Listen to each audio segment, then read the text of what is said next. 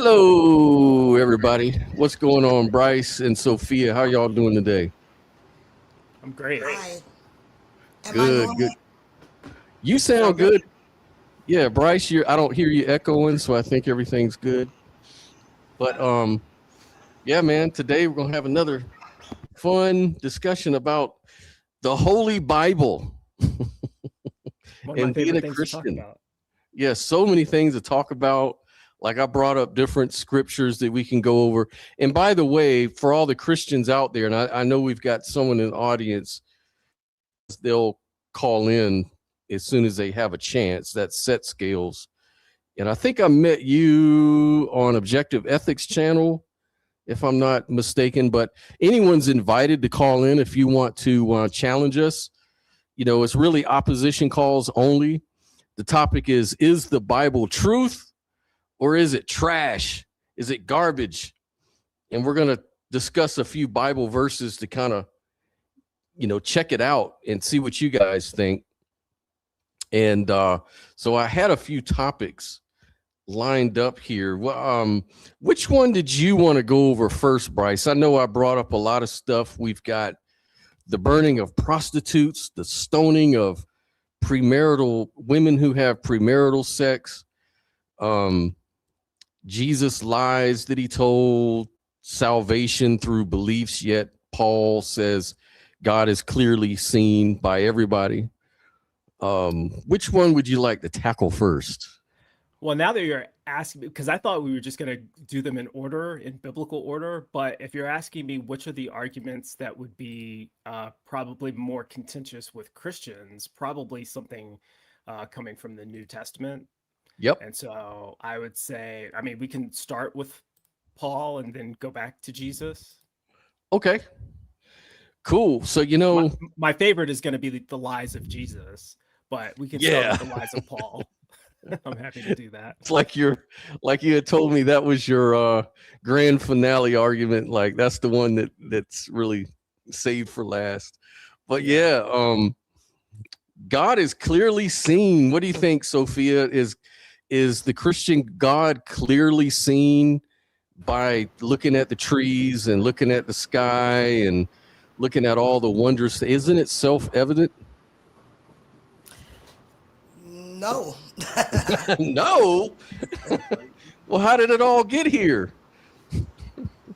No one really knows that, but that doesn't mean that God did it. Right. I do want to start off Bryce? by adding some literary context to this, because I think a lot of people, when they go to this verse, which comes from the book of Romans 1, actually, I think a lot of them try to apply it in debates with atheists. A lot of Christians assume that this is talking about atheism, and to be fair, a lot of atheists think that it's talking about atheists too.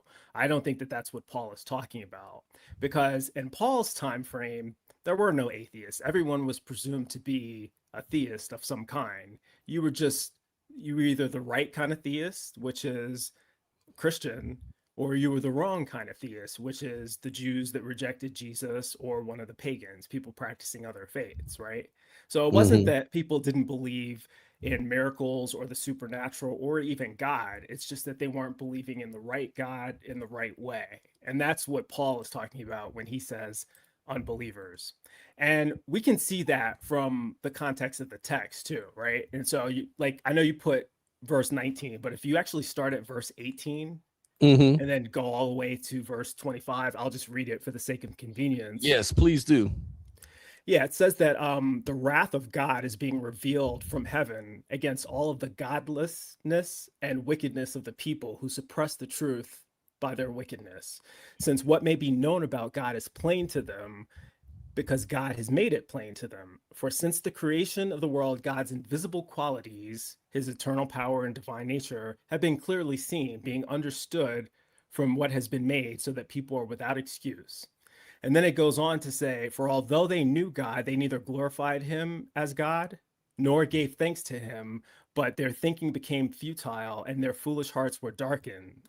Although they claimed to be wise, they became fools and exchanged the glory of the immortal God for images made to look like mortal human beings and birds and animals and reptiles. So this tells you that it's talking about idolatry.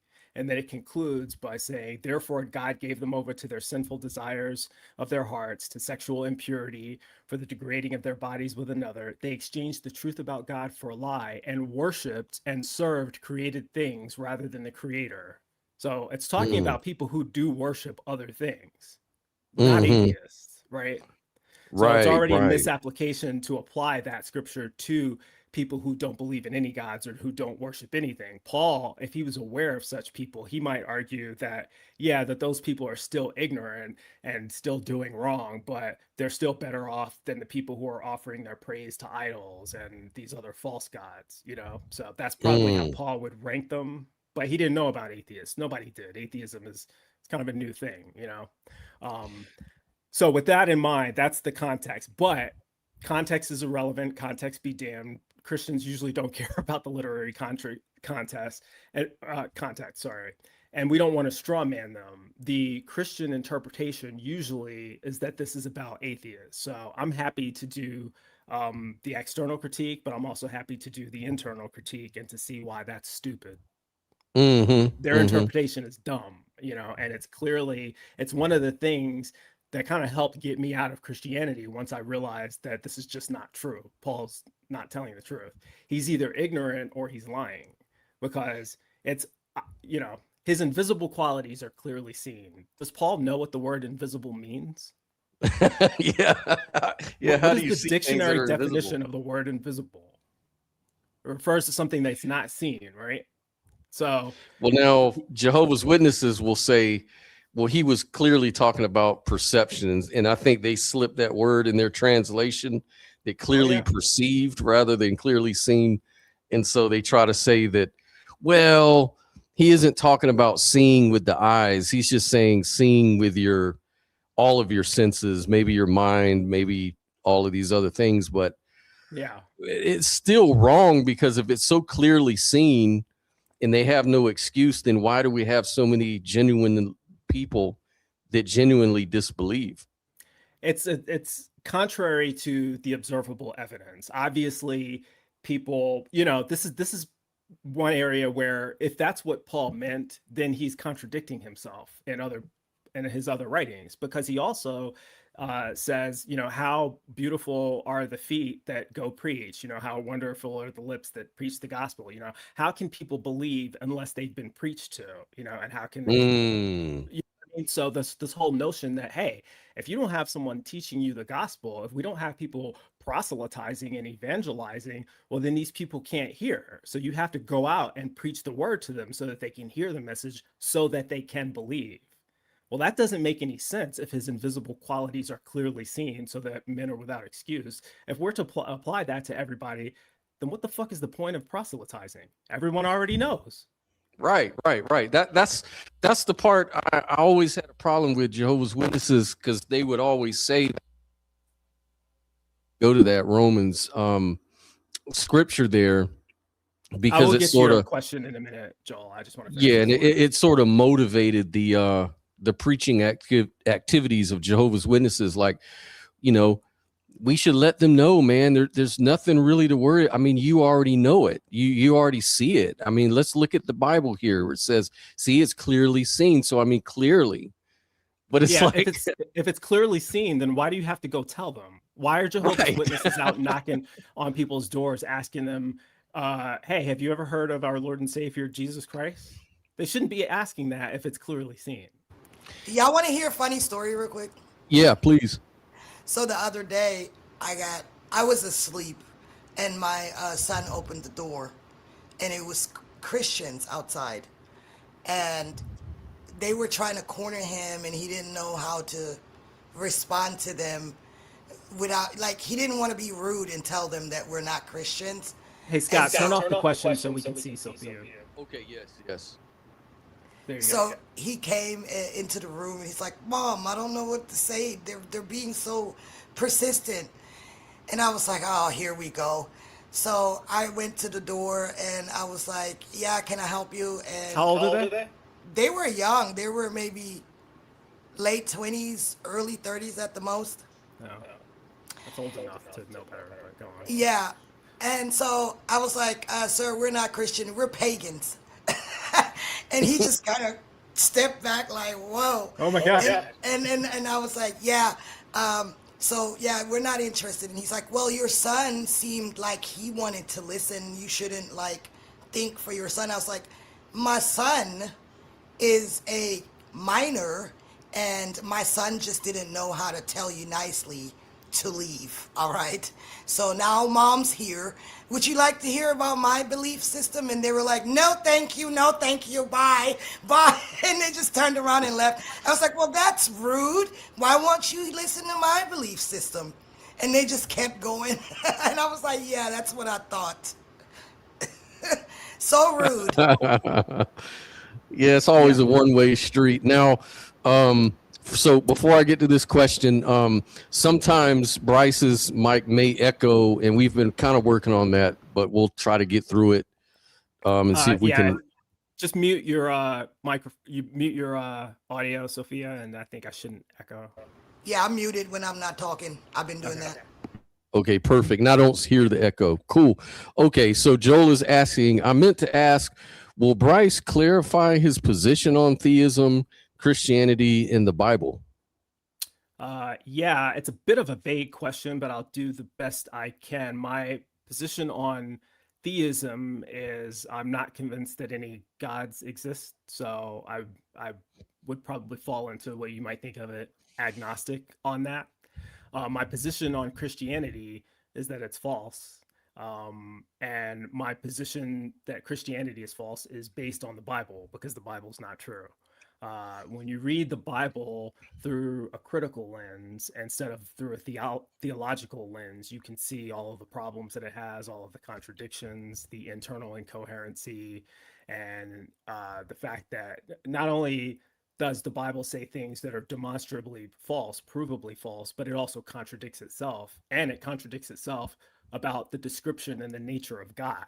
It actually describes a God who, according to the laws of logic, can't exist. And so I would say that the Christian God definitely does not exist. You could call me a hard, strong atheist on that proposition. When it comes to theism in general, I'm a little bit more agnostic, because I think most of the God claims are unfalsifiable. And if they're unfalsifiable, we have no way of testing them. And, you know, that like the God of classical theism is described with, you know, properties that make it indistinguishable from that which doesn't exist. Timeless, spaceless, immaterial. I mean, to me, those are just words describing something that doesn't exist, you know, and so there's no way for me to test for that. So I don't have a good reason to believe in that. Other people talk about deist gods that, you know, started creation and then they went off to other things and just don't interact with us and don't leave any evidence. Okay, maybe, but I don't know what the point of that is. If there's a deist God out there that we can't find and doesn't communicate with us and has nothing to do with us, well, then what's the point, you know? There's pantheists that talk about everything in the universe being an aspect of God, but I don't have a reason for calling it that. You know, that's just the universe. So yeah, that's my position on those things. If you want a more specific answer, ask me a more specific question, but hopefully I answered it. Yeah, he said, thanks for the clarity. And I put the link again in the live chat. So if any Christians out there want to defend any of these points that we're making, feel free. We're trying to have a nice dialogue, a good spicy debate if possible. And yeah, man, like Paul says, I hope y'all get some theists to argue with today. That's always the goal. Yeah. That's always the goal. Now, and I was asked recently a similar question about, well, there was an assumption, someone made an assumption that I was like an anti-theist or, you know, I'm not an anti-theist in the sense that I'm not against people who have God beliefs. I'm usually against organized religion and specific religions because I think they do more harm than good, and I don't think that they're necessary. But I'm not against people who like have faith. If that's something that someone needs in their life, or they're just convinced by anecdotal reasons that apply to them and not to anyone else, I don't really fault them for doing that. I only really criticize people's behavior and what they do with those beliefs, you know. What about you, Sophia? Same thing. I don't discriminate or have anything against individuals to believe whatever they want to believe. I have a big problem with institutionalized religion because I think it spills over into policies and things like that. And at that point, you're forcing it onto other people. And that's my only issue with it. We should be free to believe what we want individually, but on a larger scale, it shouldn't be enforced on the population. So that's my problem with it. And of course, the history of the nice Christians and what they've done to people and stuff. I just don't believe that it's true or good. I think it's man-made. And that's all there's to it. Yeah. And there's so many, like Bryce pointed out, there's so many contradictions. And I mean, if you understand that contradictions cannot exist, if that's your understanding about logic, then logically the Bible is just false because it's so contradictory. There's so many things that contradicts itself. And Yes. One of those things Bryce just pointed out, like Paul's talking about, it's clearly seen, yet Jesus is saying that, many people don't see it, and they have to have people. And even Paul says people have to preach to them in order for them to see it. Then which one is it? It's like a big contradiction. Yeah, it's one of the most unorganized books I've ever read, and I've read it several times. I was a Christian long time ago, and it's just so open to interpretation, and anybody can make it mean whatever the hell they want it to mean. And I thought it was interesting when I was a Christian. There is a scripture that says that Satan, right, is the author of confusion. And I mean, that's literally what that book is. Because I mean, how many denominations do we have alone, right? Just surrounding this one book, and everyone's interpreting it however they want to. And I'm like, did they forget to leave that little scripture out? Because that one little phrase exposes the entire book. It's a big book club, and it Yeah. talks about one book. That's crazy. And I always think about what Christians love to talk about, which is John 3:16 through 18, which is salvation through beliefs.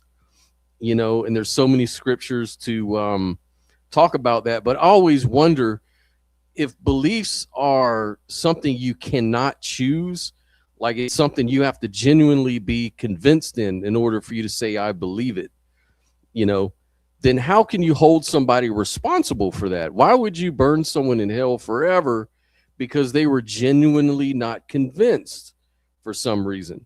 But I think a lot of Christians will lean on Paul again, back to that scripture, which contradicts all of that, to say, well, everybody sees it. Scott, your audio is going out. In and out. Oh, Lord. Is that a little better? Yeah, you're good now. We can hear you Okay. now. Okay, cool. I'll just repeat it real quick. But basically, what saves us is belief, according to that scripture, right? Now, According can to that anybody scripture. think of what is immoral about that? What's immoral about being held accountable for what you don't believe? Everything. It's I mean- because that beliefs aren't a matter of choice. Thanks. Yeah, beliefs aren't a matter of choice. Beliefs are about being convinced that a proposition is true, right? You don't get to choose what you're convinced of. Either external agency will convince you of something, or it's why Paul tells people to go out and preach. It's why Jesus said go out and preach the good news. The whole point of the Great Commission is so that other people can get information that will convince them, and so if you don't have that information, how is it your fault? Mm-hmm.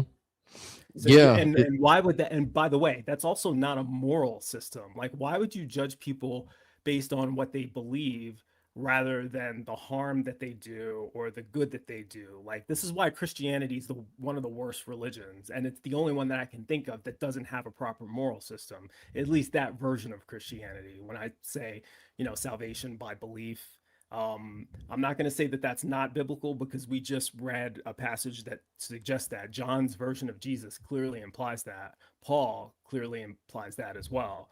When he says salvation is through grace by faith, not by works, so that no one can boast, right? And so they do seem to affirm each other.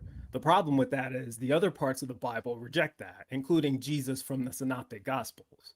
I mean, Jesus gives parables about the sheep and the goats, talking about, who goes to hell or not, right? Do you guys know that the sheep are the ones that are actually, hey, when I was hungry, you fed me. When I was thirsty, you gave me something to drink. When I was in prison, you visited me. And they're like, Lord, when did we see you in these conditions? And he says, truly, I tell you, when you did it to the least of my brothers, you were doing it for me. And then he points to the goats and he says, when I was hungry, you did not feed me, etc. Right? And then they're like, well, when did we see you hungry? He says, truly, I tell you, whatever you did not do for the least of these, you did not do for me. And then they will go away into the eternal punishment, but the righteous will inherit eternal life. So he's not talking about belief here. He's talking about what the fuck you did, Right. Clearly, the people who believed in him but acted like assholes are going to hell. That's what he says in the Synoptic Gospels. And then he says that people who did what you're supposed to do, they go to heaven. It's very clear, right? So that's just a contradiction.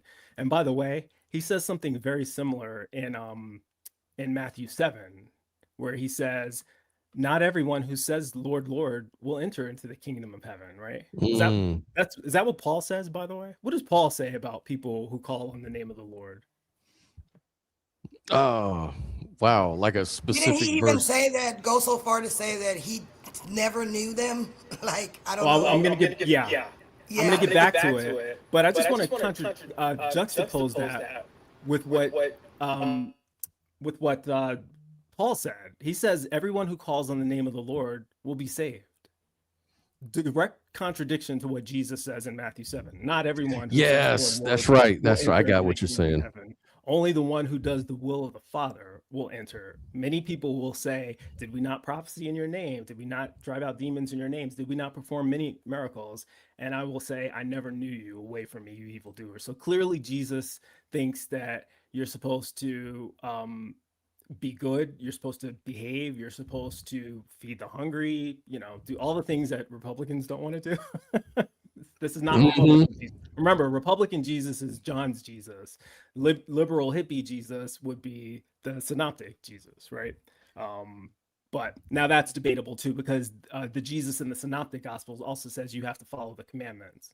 Again, contradicting Paul. Paul says that Jesus abolished the law. Right. Jesus says the opposite. Jesus says, do not think that I've come to abolish the law. I have not come to abolish, but to fulfill. For truly I tell you, until heaven and earth pass away, not one jot nor tittle of the law will be removed until everything is accomplished. And then he goes on to say, therefore, whoever teaches others to do the law and who does the law will be called the greatest in the kingdom of heaven. And whoever doesn't do the law and teaches others not to follow the law will be called least in the kingdom of heaven. So he's directly contradicting Paul all the time when it comes to just basic things, salvation, whether you're supposed to do the law, whether salvation is by belief, just direct contradiction. But both positions, unfortunately, are biblical. I can't say one is not biblical and the other isn't, because they're just in different parts of the Bible. So you have to cherry pick. You have to decide what kind of Christian you want to be and which one is more valuable to you. If you just want to be saved by belief and think that you don't have to do anything and you don't have to obey the commandments and you don't have to feed the hungry and help the poor, maybe you'll get into heaven. If John's version of Jesus is true, you might get into heaven that way. But if the Synoptic Gospels are true, you're going to hell. So in another big difference, Yeah, exactly. In another possible tension, I remember as a Jehovah's Witness, we'd oftentimes get doors slammed in our face and stuff like that, and it could be very discouraging. And so what they would do is a lot of times ministerial servants or elders would, to help make you feel better, they'd say, let's look at Romans 9:18.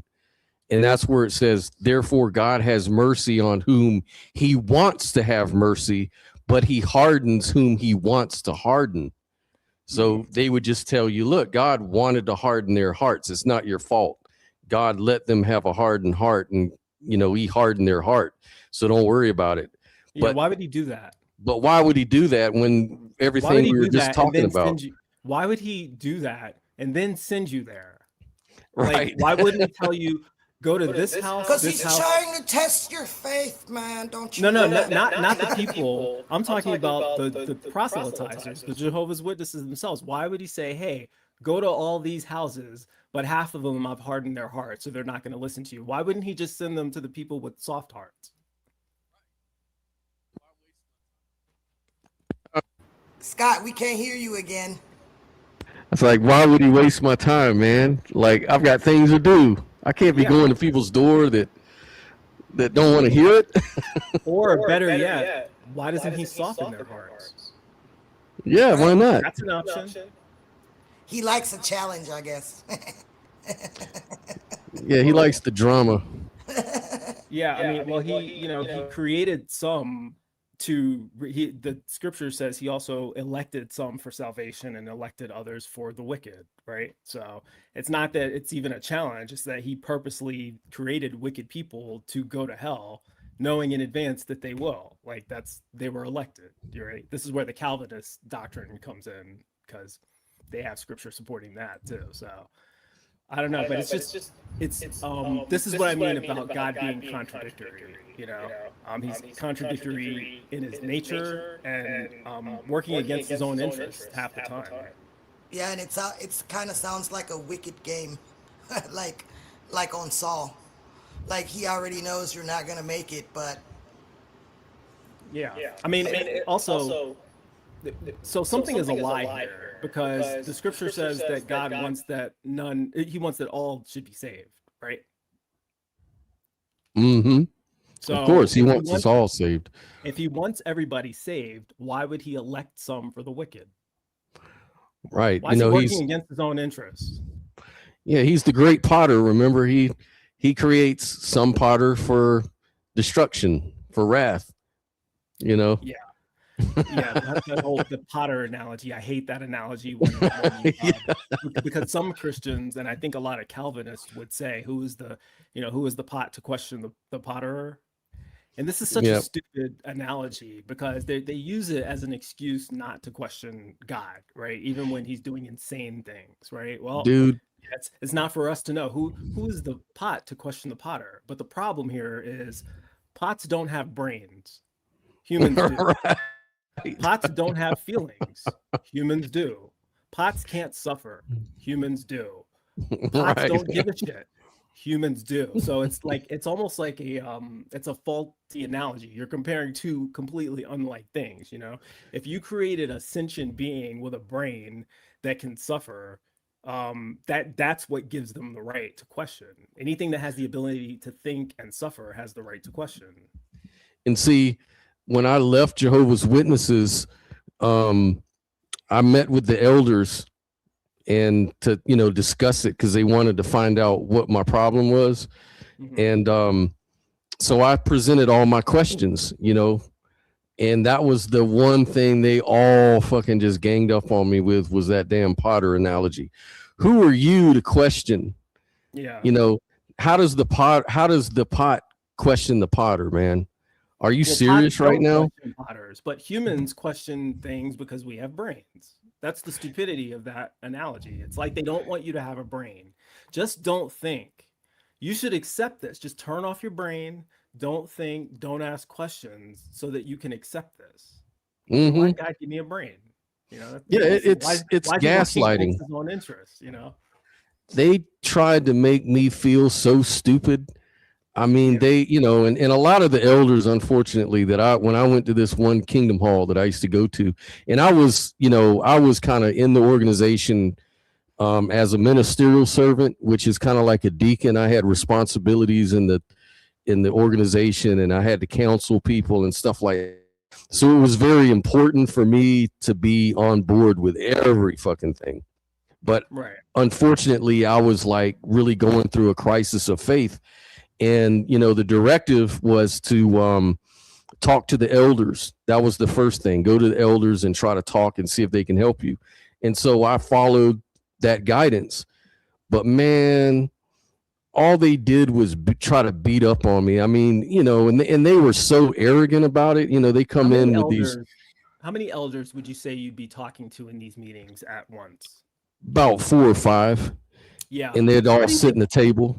Right, sure. Why do you think they needed 4 or 5 elders instead of just 1? Why wouldn't they just to have make one it formal? elder? Like it's like the kangaroo court, really. That way you're in front of 5 people, like you're on trial. Yeah, it was. It was a trial. It's to intimidate you, and everyone's going to be voting against you anyway. Yeah, that's a good point. It is like a trial. But it also, the other reason, and it's funny, is because you said that they were treating you basically like you were stupid, right? One of the other reasons to do a 5-on-1 is because if you did a 1-on-1, you run the risk of the other person knowing more than you and you not having a good answer. Whereas you have 5-on-1, you can help each other. You know, if you're being challenged and you can't think of the right answer, you can get one of the other clowns to step in for you. You know, that's why. Well, it was really funny in my situation. The very first thing I did was I went and I spoke to the guy that trained me. His name was Prince Harris.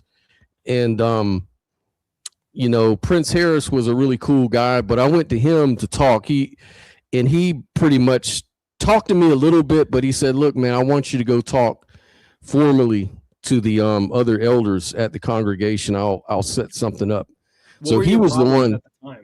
What was your it was just a whole bunch of questions, like, you know, evolution versus creation.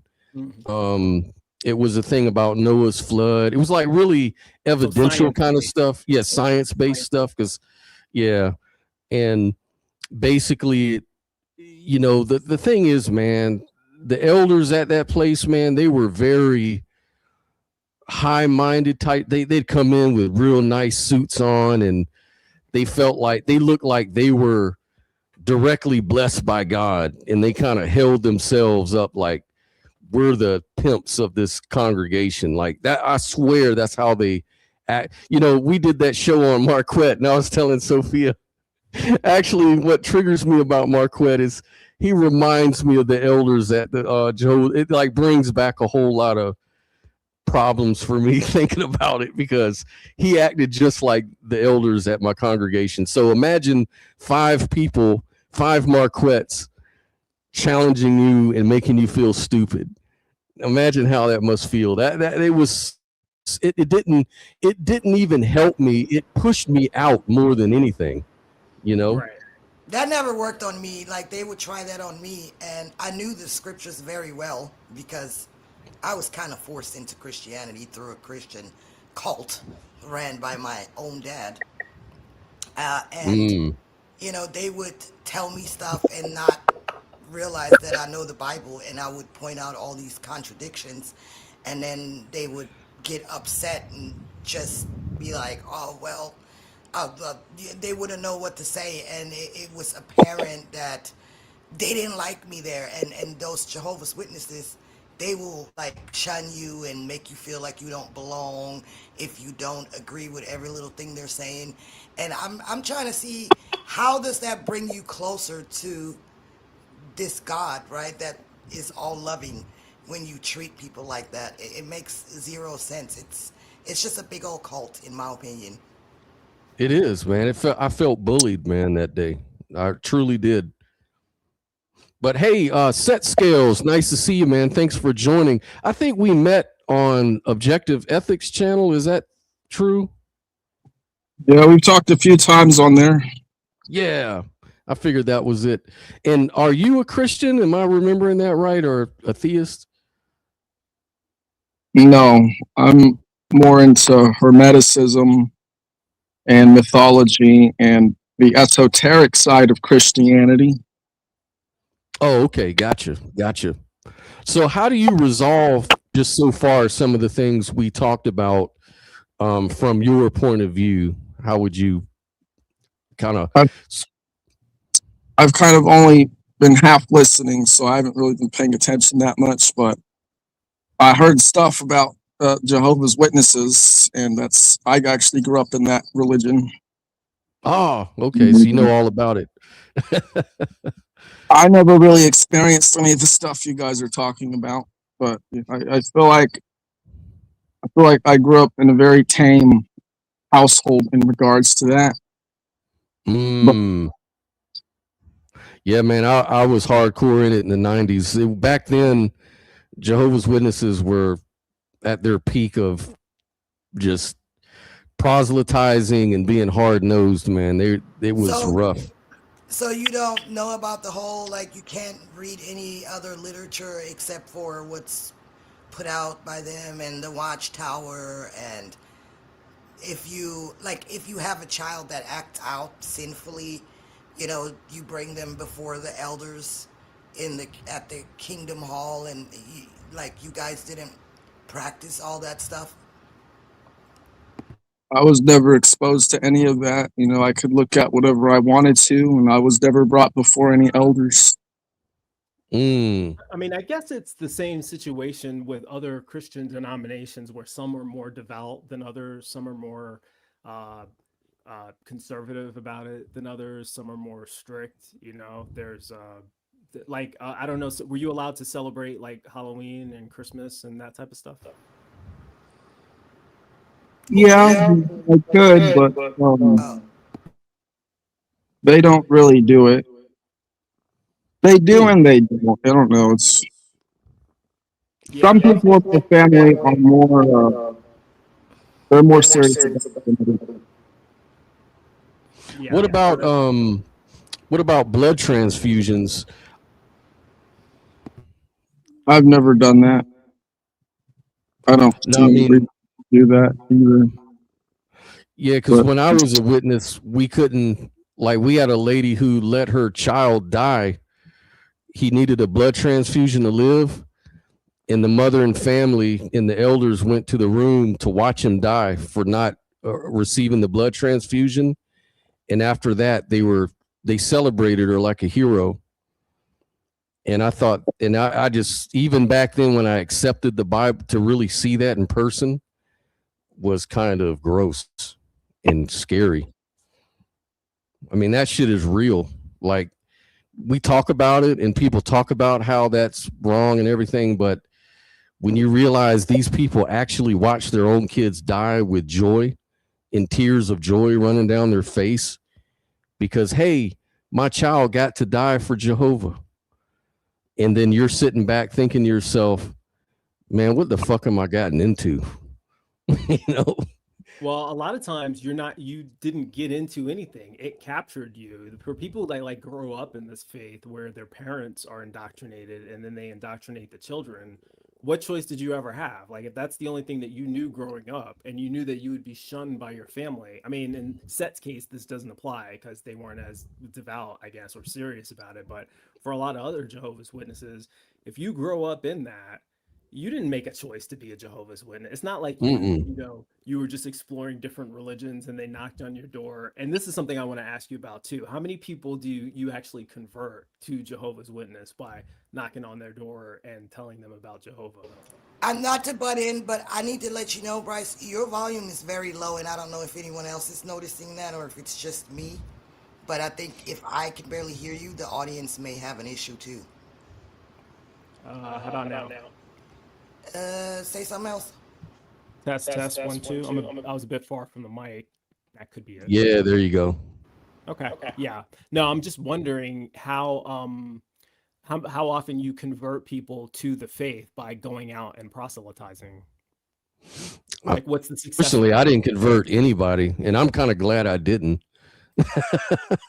Thank goodness. Because who knows, I could have been indirectly responsible for somebody's death. I mean, when I was a Jehovah's Witness for a little while, and I wasn't doing it on my own yet, going out in the field, but I was accompanying the people who had been doing it for a while, and I was actually surprised that they converted quite a few people, and they'd regularly go to their homes once they suckered them in. And so I think they're pretty successful actually with that. I mean, they're pretty big. they have a pretty big following all over the place. At the time, I lived in Phoenix, Arizona, and they seemed pretty big there. Well, they're no bigger anywhere. I'm from New York, so I saw Jehovah's Witnesses all the time. The Watchtower is headquartered in Brooklyn, so I remember driving past, well, not driving, but riding past it every day. So I didn't know at the time that they were everywhere else. I thought they was just a New York thing. So when I realized that, because I lived in the UK for a while, there's Jehovah's Witnesses there. In fact, I went to my first Kingdom Hall at a in the UK. So, and when I say I went to my first one, it was the only one I went to. I didn't go after that, but I'm usually pretty cordial and interested when religious people knock on my door, Mormons, Jehovah's Witnesses. I'll talk to them. They usually don't want to invite me back once they hear what I have to say, but I find it Right. interesting. And I would be more cordial with them, the ones around here in Texas. I mean, just the regular Christians or whatever. They come around and the first thing they talk about is hell. And if you want to go to heaven, you got to believe this and that. And it's like, you're already coming in the door with threats. Like, I'm not having that. If you want to talk to me and tell me about your belief system, but they always come with these threats. Oh, if you don't let your children go, you're a bad person. Like, you may not want to go to heaven, but would you rob your kids of that? And then they just gaslight you so badly. Over the years, I just got sick of it. I just get snotty with them and tell them, no, not interested, because I just don't have time to waste on that. It makes no sense. If I was confronted with those type of people, my approach would be different. I would begin mostly by educating them about what the Bible actually says, because they obviously don't know what they're talking about. Well, they won't let you. I can tell you that right now. If you even attempt to try to educate them, they're just going to walk off. That's actually how you get rid of them. Oh, then it's easy then. I'll just tell them you're wrong. That's not what the Bible says, In fact, it says the opposite. It says that if anybody's going to heaven, it's the children. A couple of the verses you laid out, Scott, were about Jesus, talking about children. Matthew 11, Matthew 11, Jesus says, you've hidden things from the wise and you've revealed them to little children, and actually all throughout the book of Matthew, Jesus is talking about children. When the disciples come to him and they say, who's the greatest in the kingdom of heaven? Jesus, this is from Matthew 18. It says, Jesus called a little child to him and placed the child among them. And he said, truly, I tell you, unless you change and become like little children, you will never enter into the kingdom of heaven. Right. Therefore, whoever takes the lowest position of this child is the greatest in the kingdom of heaven. And whoever welcomes such a child in my name welcomes me. And then in the next chapter, it says, the people brought the children to Jesus and the disciples rebuked them. And Jesus said, let the children come to me. Do not hinder them, for the kingdom of heaven belongs to such as these. Jesus was very pro-child. According to Jesus, children are the ones who go to heaven. It's the adults that are fucked. Yeah. It's it's really funny also talking to like Trinitarians, especially when you start bringing up the Hebrew Bible and the Torah and some of the things that they're in, like the laws and stuff like that. And a lot of them will like to say that, oh, well, that wasn't Jesus. It changed everything. Jesus changed everything. That was God, but Jesus came. But they forget that your own belief system is that Jesus is that same God, the Father, right? Yahweh. And so they don't like to talk about stuff like we were mentioning earlier, like Leviticus 21:9, where priest class were directed to burn their daughters if they were prostitutes. Can you break that down a little bit so people understand what that's all about, Bryce? Because we were talking about that a little earlier and you mentioned some really good stuff. Yeah, well, I mean, if you go to, so this is Leviticus 21, right? And you pointed to verse 9, but I always like to expand it out to the broader literary context. So Leviticus 21 actually starts in verse 1. And if you pull up verse 1, if you're using something like an NIV or some Bible translation that has headers or titles, it tells you that it's talking about. It tells you who this passage is directed at. This is directed at priests, right? Mm-hmm. This says rules for priests, and then the Lord spoke to Moses, speak to the priests, the sons of Aaron, and tell them, a priest must not make himself ceremonially unclean, etc. And he gives all these rules for priests. Priests must not shave their heads. They must not shave the edges of their beards, right? And then you get down into verse 9. If a priest's daughter defiles herself by becoming a prostitute, then she has disgraced her father and she must be burned, right? So there's a couple of ways to look at this. When you're looking at it in the literary context, this is a specific type of person, a specific category of person, a priest's daughter. Not any woman, but specifically a priest's daughter, because this is about priests, right? The daughter of a priest has to be special because she's representing someone who's a representative of God. And so if the daughter of a priest prostitutes herself, and then she's to be burned because she's especially evil. Now that doesn't apply necessarily to the women who are prostitutes who are not the daughters of priests. They get punished too, mind you. That's not to say that it's okay for them to be prostitutes, and there's other verses we can go to, but it doesn't say that they should be burned. Like the daughters of priests who are prostitutes, they have to die by fire. So now what some Christians might do, and I think you were alluding to this when you brought this up, Scott, is they try to apply this to everyone, like outside of the context or outside of the scope of a priest's daughter. They'll say, well, it says you're supposed to burn you're supposed to burn women who are prostitutes, right? But you don't have to do that because Jesus made all that go away. Well, did he? Where did Jesus make any of that go away? Are you guys like atheists? I am. I'm pretty sure Scott is too. He just disappeared for a second. He'll be back. And Sophia, I think you are as well. Well, I don't really take any labels. People call me a mystic because I'm more into the metaphysical aspect of reality, so to speak. Yeah.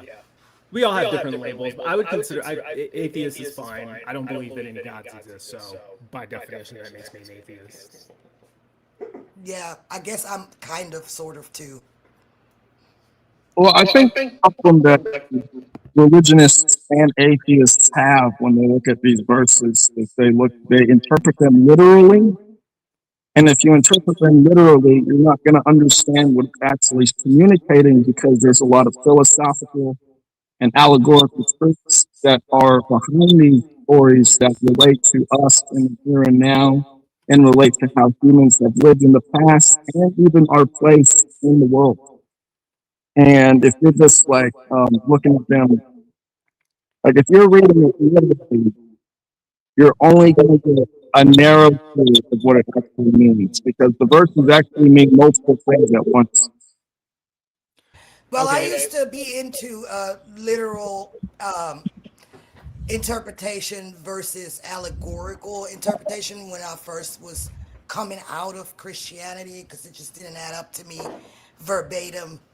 And so now I'm just to the point where I think that's futile. Christianity has been connected to so many atrocities. The word God is already connected to all these atrocities. And, there are, in fact, way too many Christians who take the word very literal. And no matter how much you try to dissect it or find underlying meanings or hidden meanings or the mysteries behind all these scriptures, let's face it though, people have used this Bible book to commit some of the worst atrocities. And at the end of the day, do we really need that book to know what's right and wrong? Do you need a book to tell you that it's wrong to set somebody on fire or whatever else is in that book?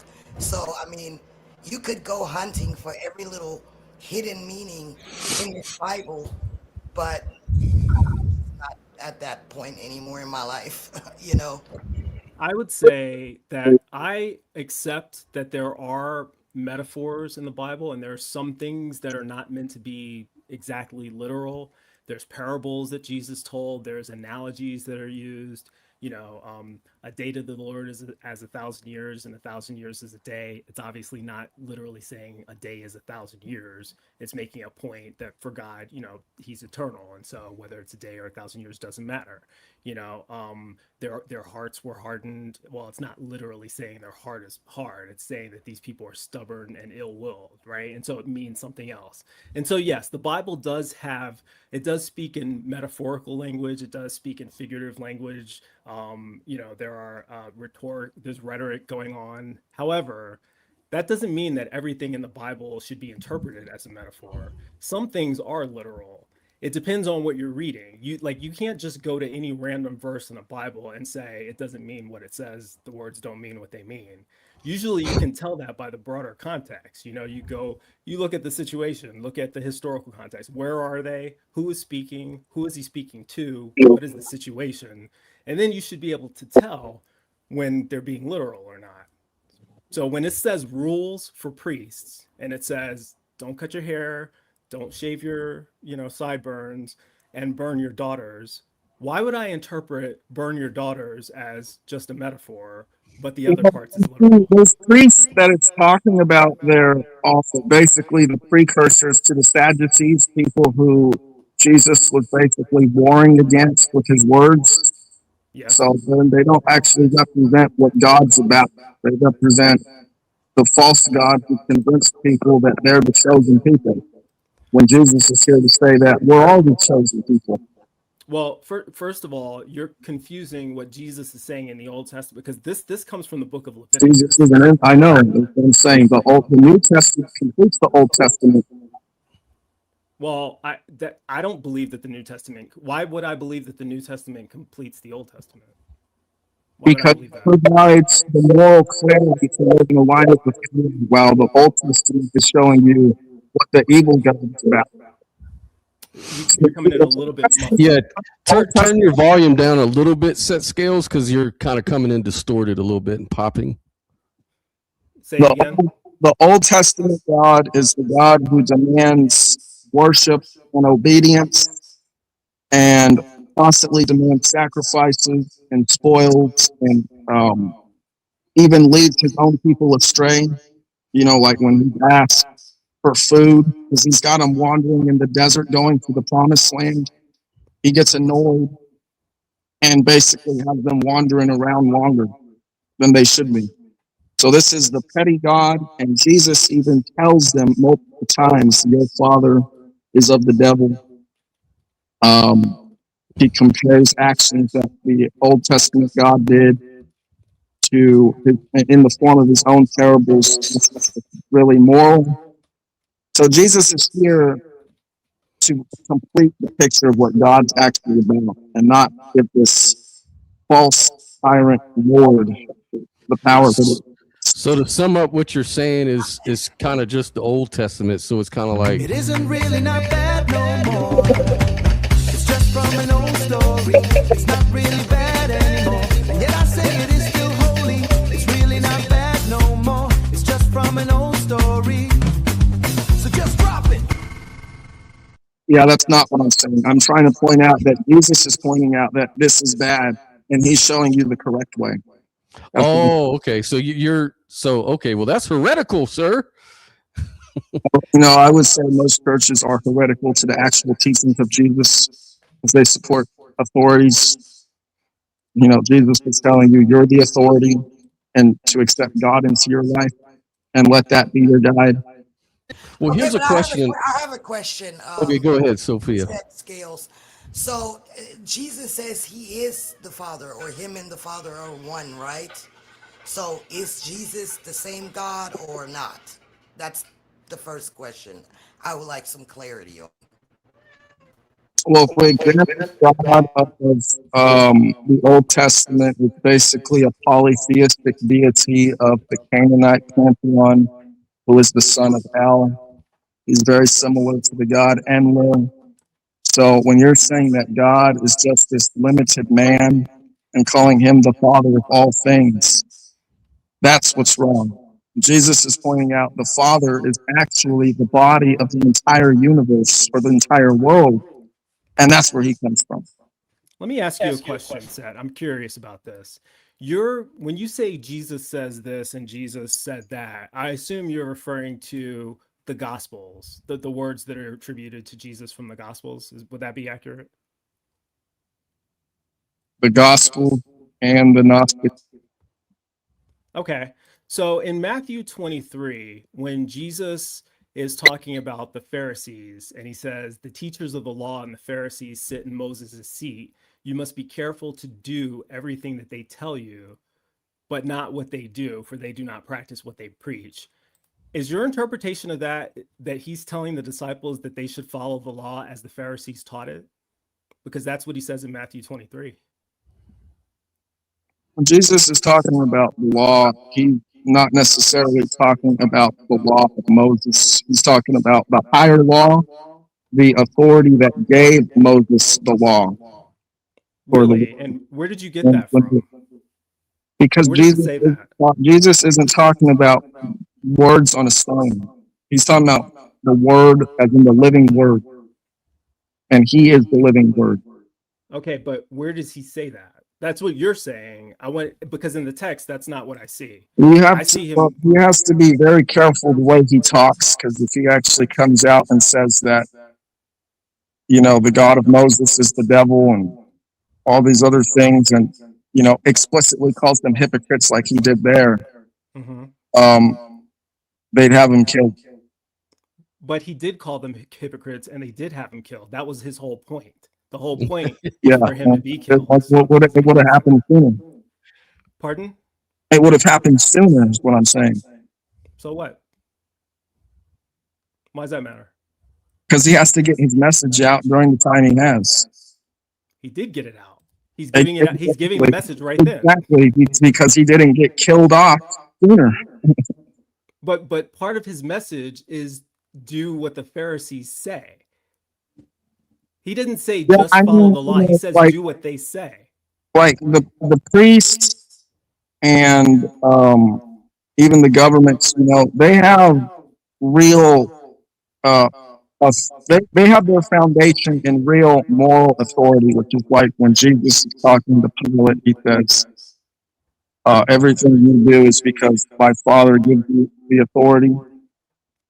It's because basically, number one, they have the people's consent to rule over them. And number two, the only reason they do have the people's consent to rule over them is because they provide some form of order that in the people's mind resembles God.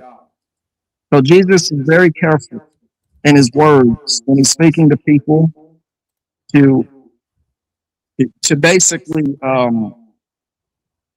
soften the blow, so that he doesn't outright call their way of life heretical, but just point to an alternative through parables to make them think. But within their own. What about John 7:19? Because Jesus specifically says, "Has not Moses given you the law? Yet none of you keep the law." So he specifically says Moses. So how do you rectify that? Hold on. Like I said, I put in the comment, I have to leave. Okay. So the law of Moses, like I said, it's based in the Word of God. Okay. So it has a real foundation. But when you start worshiping the law of Moses just because it comes from Moses, you forget that it comes from God, which is what Jesus is pointing out. The Pharisees, they're just worshiping the written law. They don't care about the actual principles behind what those commandments actually mean. I know. And we also look to if we want to take a physiological, allegorical interpretation from Moses, so why was he the only one who could hear God? What does it mean to stand at the burning bush with the lamb? It means that the brain, you see God in the mind, and it's an activation between the cerebellum, which looks like the bush, and hippocampus looks like the ram's horn, And when these two things are firing in conjunction, then you awaken and balance your mind, and you can see God in the middle of those things if you concentrate and focus hard enough, like Moses did there. Yeah, but Seth, that's moving away from what we were just talking about. The question we were asking. It really isn't, okay? Because what I'm talking about is, and what Jesus is talking about is, we have to see God within ourselves and learn the authority for ourselves and become the Word, the living Word, instead of just looking to old laws that were given to old prophets who aren't even around anymore. That's not what Jesus said, though. Jesus said that I have not come to abolish the law. I have not come to abolish, I've come to fulfill. Not one jot nor tittle Yeah, of the law will be removed. He's come to restore the law. That's what I just described. That's not what exactly what you're saying, but that's not what he said. Yeah, he is. If you just examine all the things you just told me, he's calling the Sadducees hypocrites because they don't actually follow the law, they just speak it. He's come to restore the law so that it can become the living word. You just said that he couldn't call them that, otherwise they would have him killed. Now I agree with you. Now that you're changing it, I agree with you. He did call them hypocrites. You just said well, you said that he can't call them hypocrites directly because then they would have him killed. Did you not just say that a little while ago? Maybe I missed. Yes, I did. That's why he spoke in parables. But this is not a parable. This is a direct quotation where he's saying they are hypocrites. He's speaking to the disciples. He's speaking in private. He's not out in the crowd. Right. So he's speaking in private. So there's no problem here. So he says what he says. He says, do as they say, but not as they do, because they are hypocrites. What do they say? What do the Pharisees say? They say, follow the laws of Moses. Clearly, Jesus wants you to follow the law of Moses. But why? Well, we can get to the why. That's a different question. It's not, because the whole purpose of what he's talking about. The first thing we need to establish is whether he says. I actually got to go now. But just say what you're going to say, and then I'll go. Okay. What I'm going to say is when Jesus is speaking about the law, he tells his disciples, you should follow the law of Moses, right? That's the first thing we need to agree on, because a lot of Christians are saying, well, he said that, but that's not really what he means. Or he's saying the opposite. The disagreement here is what the law of Moses actually entails. You think it entails written laws on stones that people follow? I'm telling you it's within, and you have to find it within yourself and live it. Okay, that's what you're telling me, but that's not what Jesus said. That is pretty Jesus much points to Moses. That is exactly what Jesus is saying. But I got to go. Show us? Okay. Yeah. Maybe next time you hop on, you can show us where that is. He does show you. You know, that's like his most famous verse that Christians like to throw around. I am the way, the truth, and the life. He's the example of how to live the law of Moses. Well, he's not an example of how to live the law of Moses, because there's things that he does that. Let me put it this way. Jesus is at war. Okay, that's what you got to understand. Well, I got to go. The Sadducees and Pharisees. What do you mean? That's why you got killed. All right, I got to go. Good talking. All right. It's good talking to you, though. Thanks. All right, Set Skills. Thanks for coming through, bro. All right, you guys are still on. When I'm done, then I'll come back on. Oh, okay. Right, take care. Later. Wow, that was an interesting take. I still don't know what religion he is. Sophia, you're muted. My bad. I just feel like he's mixing but I'm not gonna say I feel like it. He's using ancient Kemetic theology, and he's trying to say that the scriptures really actually mean this and that, but yeah, it doesn't mean what it says. Words don't mean words. Jesus. But I mean, you could also say that, okay, you don't believe in the Bible then, because the Bible could have borrowed from more ancient belief systems, but they still turned it into what they turned it into, and then you're not a Christian. So that's what I was saying earlier. You can sit there and try to interpret things differently because there are some similarities to more ancient belief systems, and say that, oh yeah, it really means that. No, it was borrowed, obviously, but it still became its own religion, and so therefore you're not a Christian.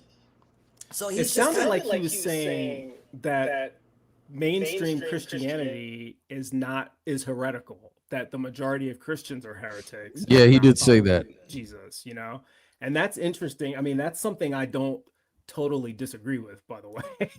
I do think a Right. lot That's of why I agree. I see what he's trying to do. I just think that's a bad approach. That's all I'm going to say about that. yeah, I think there are ways to make that point without also falling into heresy yourself, because heresy is anything that's going against what the scriptures are saying, you know. I mean, that's one definition of a heresy. Heresy could also mean going against what the church is saying, and really throughout history that's more what it meant, right? You're going against the church. And wasn't right? it the church that canonized the scriptures we're supposed to follow? So I There you go. mean, Yeah, so if you're saying that it's the church that's heretical, well then what are they heretical against, right? Because they're the ones who said that this book is canonical. The book you're appealing to show that these other people are heretics, they decided what was canon and what was not, you know. So right. it's a bit Hey, weird. now. Hello. Hey, Neil, how's it going? I'm doing all right. Looks like you were able to get at least one Christian on here. Yeah, the other guys won't show up, man. They said they were going to come through and straighten us out on a few things that they've been hearing through our show a few times. I want to be And, straightened out. Yeah, I need to be straightened out My too, back man. is really hurting. I did some Yeah. crazy workout yesterday. I need to be straightened out. 'Cause Yeah. it's been going on for too long. Exactly.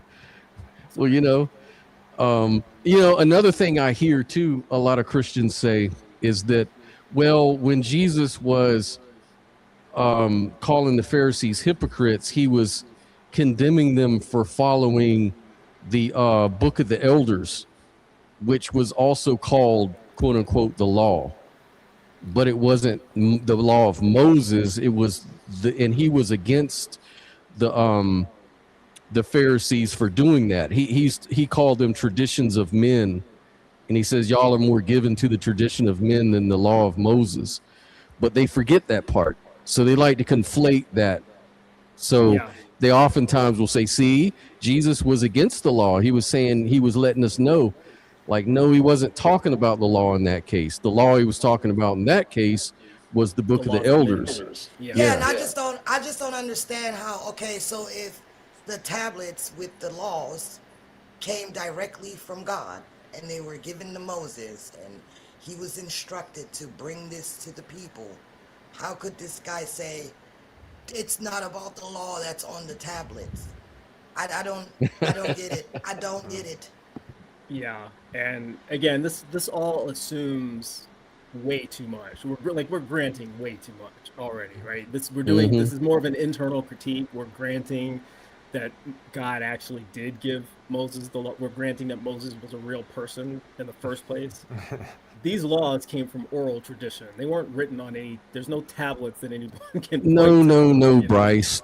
Bryce, come on now. It's just that. See, no one was around when he was up there. Yeah, no one was around on the mountain. So yeah, that's how it always happens. And then he said, why was he the only one that could see him when he interacted with the burning bush? I don't know. Maybe it was an ayahuasca tree. And I think he dropped a few of those tablets, by the way. Look, It was originally the 15 commandments. Yeah. That's right. Look, this is how it always happens in almost every religion where there's a major prophet or a guru. You know, it's usually God interacting with the one person, you know, when no one else is around. So this is true for Moses. This is true when Paul had his experience. There were other people there, but he was the only one who could talk to Jesus, right? This is true with Muhammad when he was given his revelation. It's true with Joseph Smith when he was the only one around. All the cult leaders, that it's always got to be the one person when no one else is around, and then they have to be the one to explain it. Yeah. Where was CNN? Where was CNN when Jesus was tempted by the devil in the? Yeah, I mean, by the way, speaking of that, where was anyone when Jesus was being tempted by the devil? Right. I mean, did Jesus tell this story? He didn't write anything. We know that. So how does Matthew, Mark, and Luke know what conversation Jesus had with the devil if no one was there? And how can Satan tempt God with stuff he already owns? Like he says, I'm going to tempt you with all the kingdoms of the world and blah, blah, blah. And Jesus so nobly and virtuously says, you know what? As tempting as that is, no way. Get behind me, Satan. And it's like, but he's God. He already owns everything. It's like someone breaking into your house. You know, someone broke into my house and tempts me with my TV set. Yeah. I think this is, in my recollection, this is one of the first episodes of the Atheist Experience I ever remember watching, where Matt Dillahunty basically uses that analogy. And I never heard that before at this time. I was still like young in my deconversion, but when he said that, it's like I was thinking for the first time, you know? Yeah, how's that a temptation? It's already his. That the story doesn't make any sense, you know? But I would even go more fundamental to that. How can God be tempted at all when the Old Testament says he cannot be tempted? You know, so that's just a contradiction. If Jesus was tempted, then it would mean he's not God, because God can't be tempted. If he wasn't tempted, then the scripture is wrong, and we have to figure out what really happened. But I don't know how we know any of this, because no one was here writing this story. So where does this story come from? Yeah, you're just supposed to believe it. To hear Satan say, hey, if you worship me, I'll give you all these kingdoms of the world. Who was there? Well, they'll say that the fact that the story's still around after 2,000 years means that it's got to be true. I mean, how the hell did it survive 2,000 years if it ain't true? The same way Muhammad splitting the moon has lasted for 1,500 years. I mean, do they believe that happened too? It's been around for 1,500 years. Clearly, the moon had to have been split at some point. They believe that, right? No, it's just cherry picking. They're believing the version that they grew up in, because they don't want to apply the same standards of evidence to their religion that they would apply to any other claim. I mean, Hinduism is way older than Christianity. Why don't they believe that? If age is the litmus test, then they should all be Hindus. Exactly. That's old. We're real old. And if they're using the rapid spread as a litmus test, well, the Mormon Church spread just as rapidly as, original Christianity.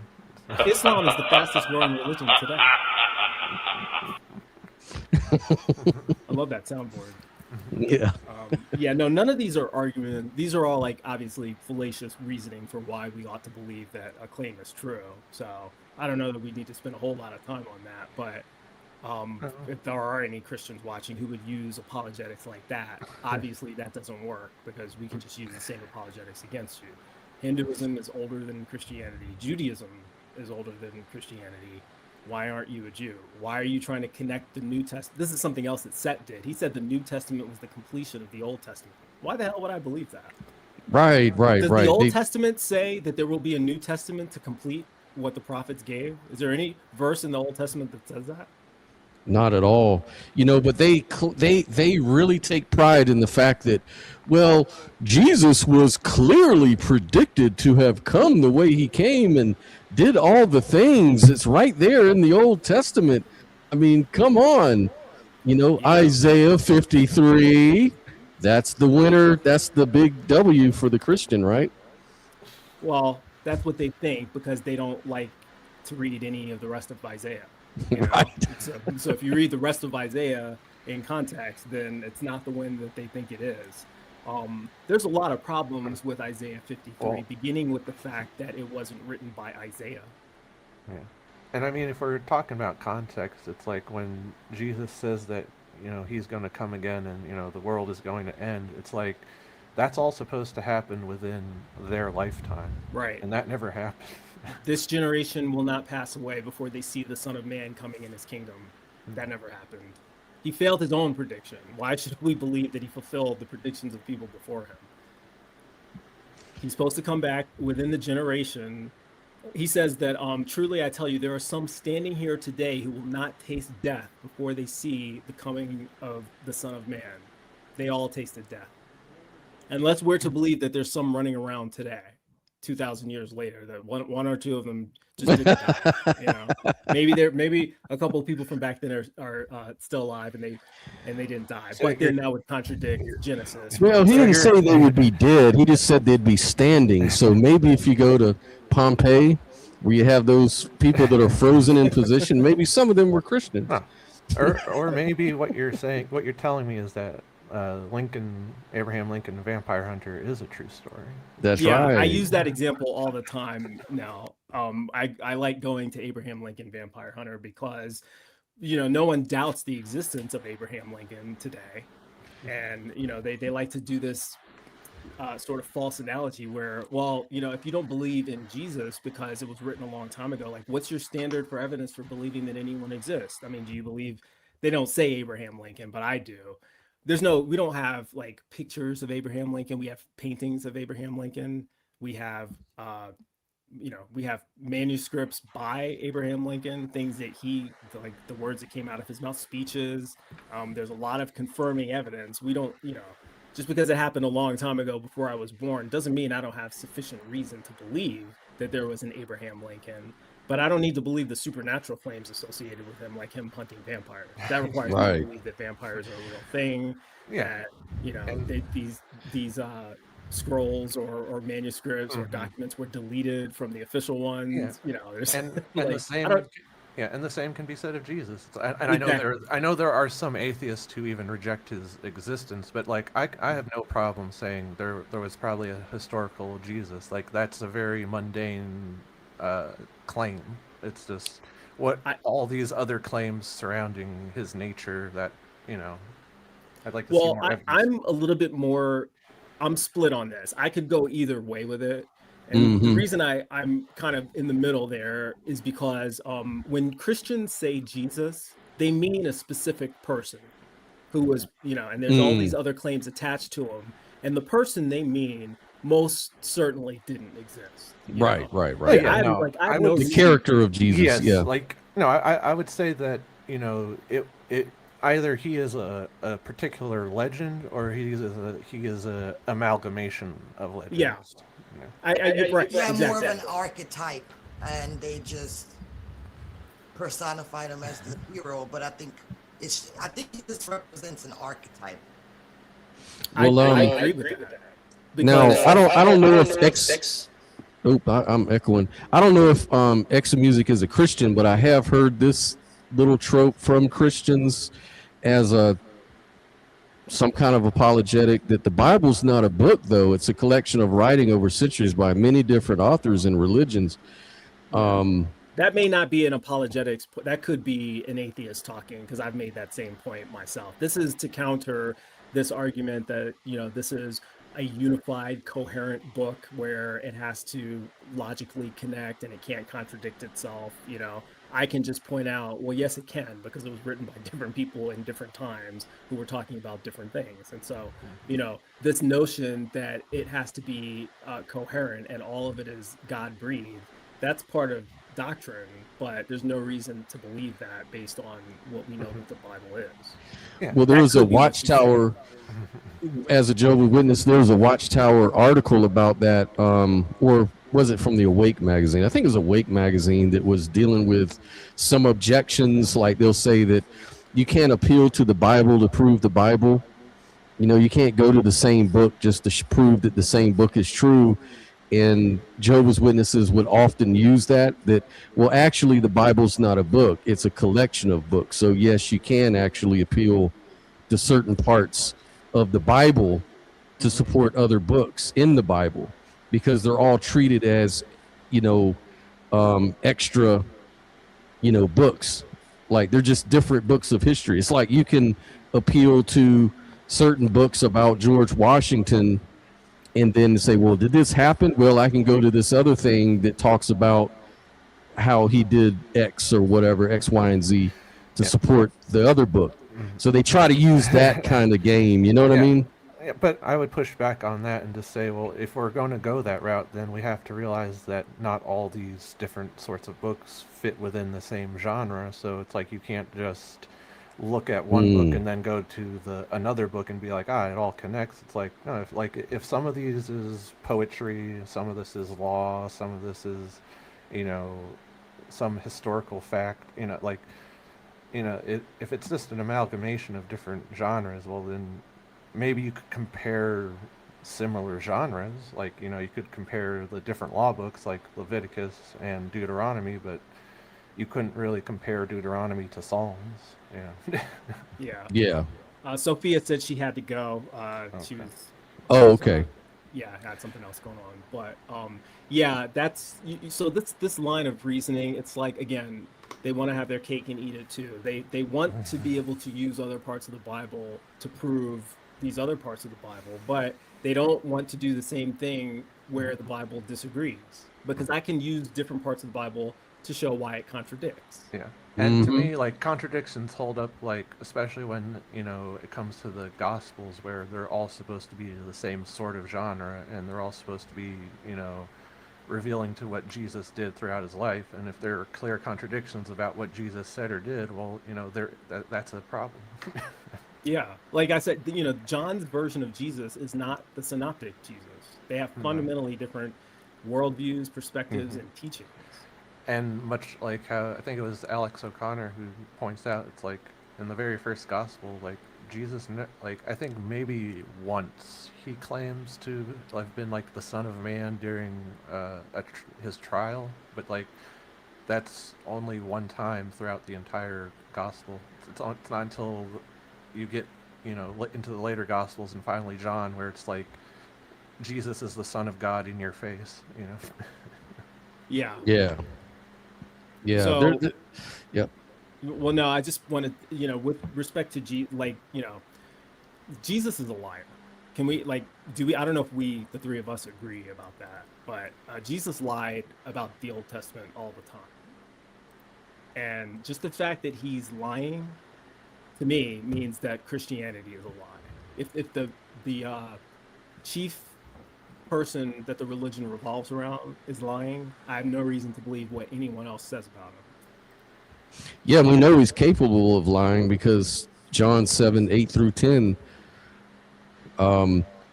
Maybe we should give it a little context and talk about that story and how it is a lie, because a lot of people say, oh, it isn't really a lie.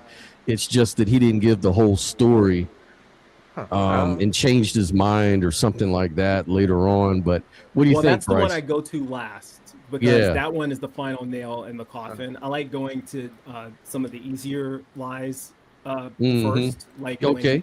Because I'd like the context, because I'm actually unfamiliar with this.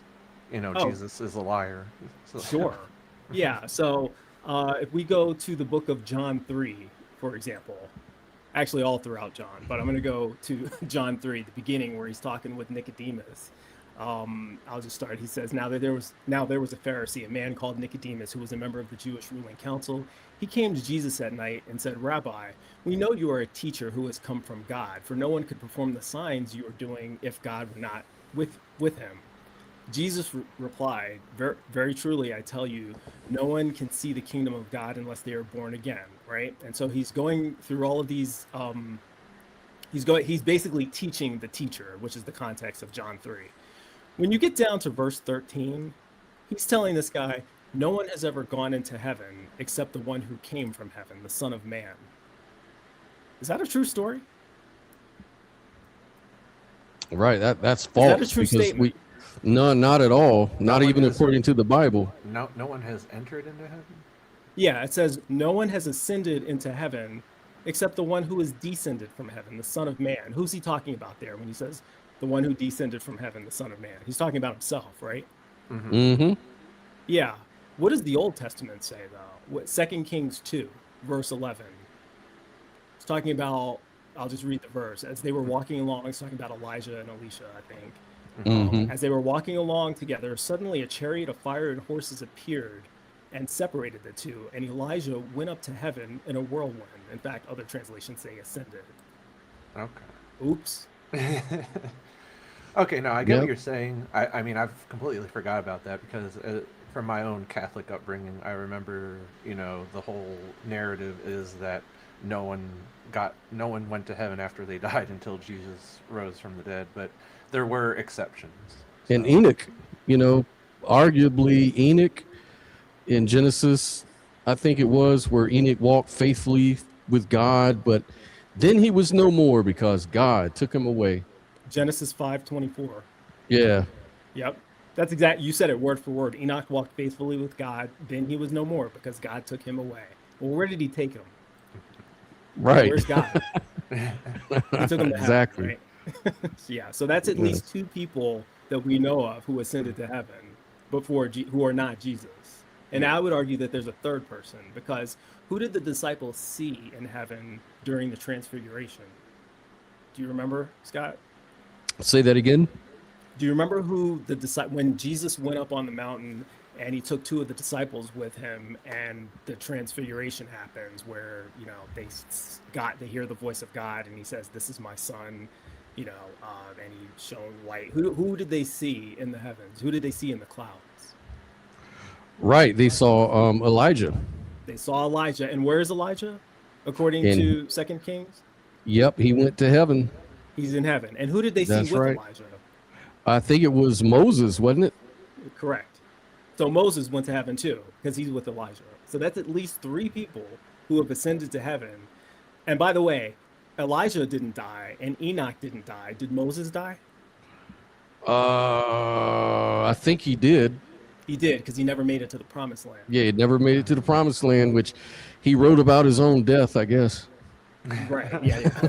That's assuming he wrote any of that. But right. But the point is, he died. So now we have two people who went to heaven, who ascended to heaven without dying, and one person who ascended to heaven after dying.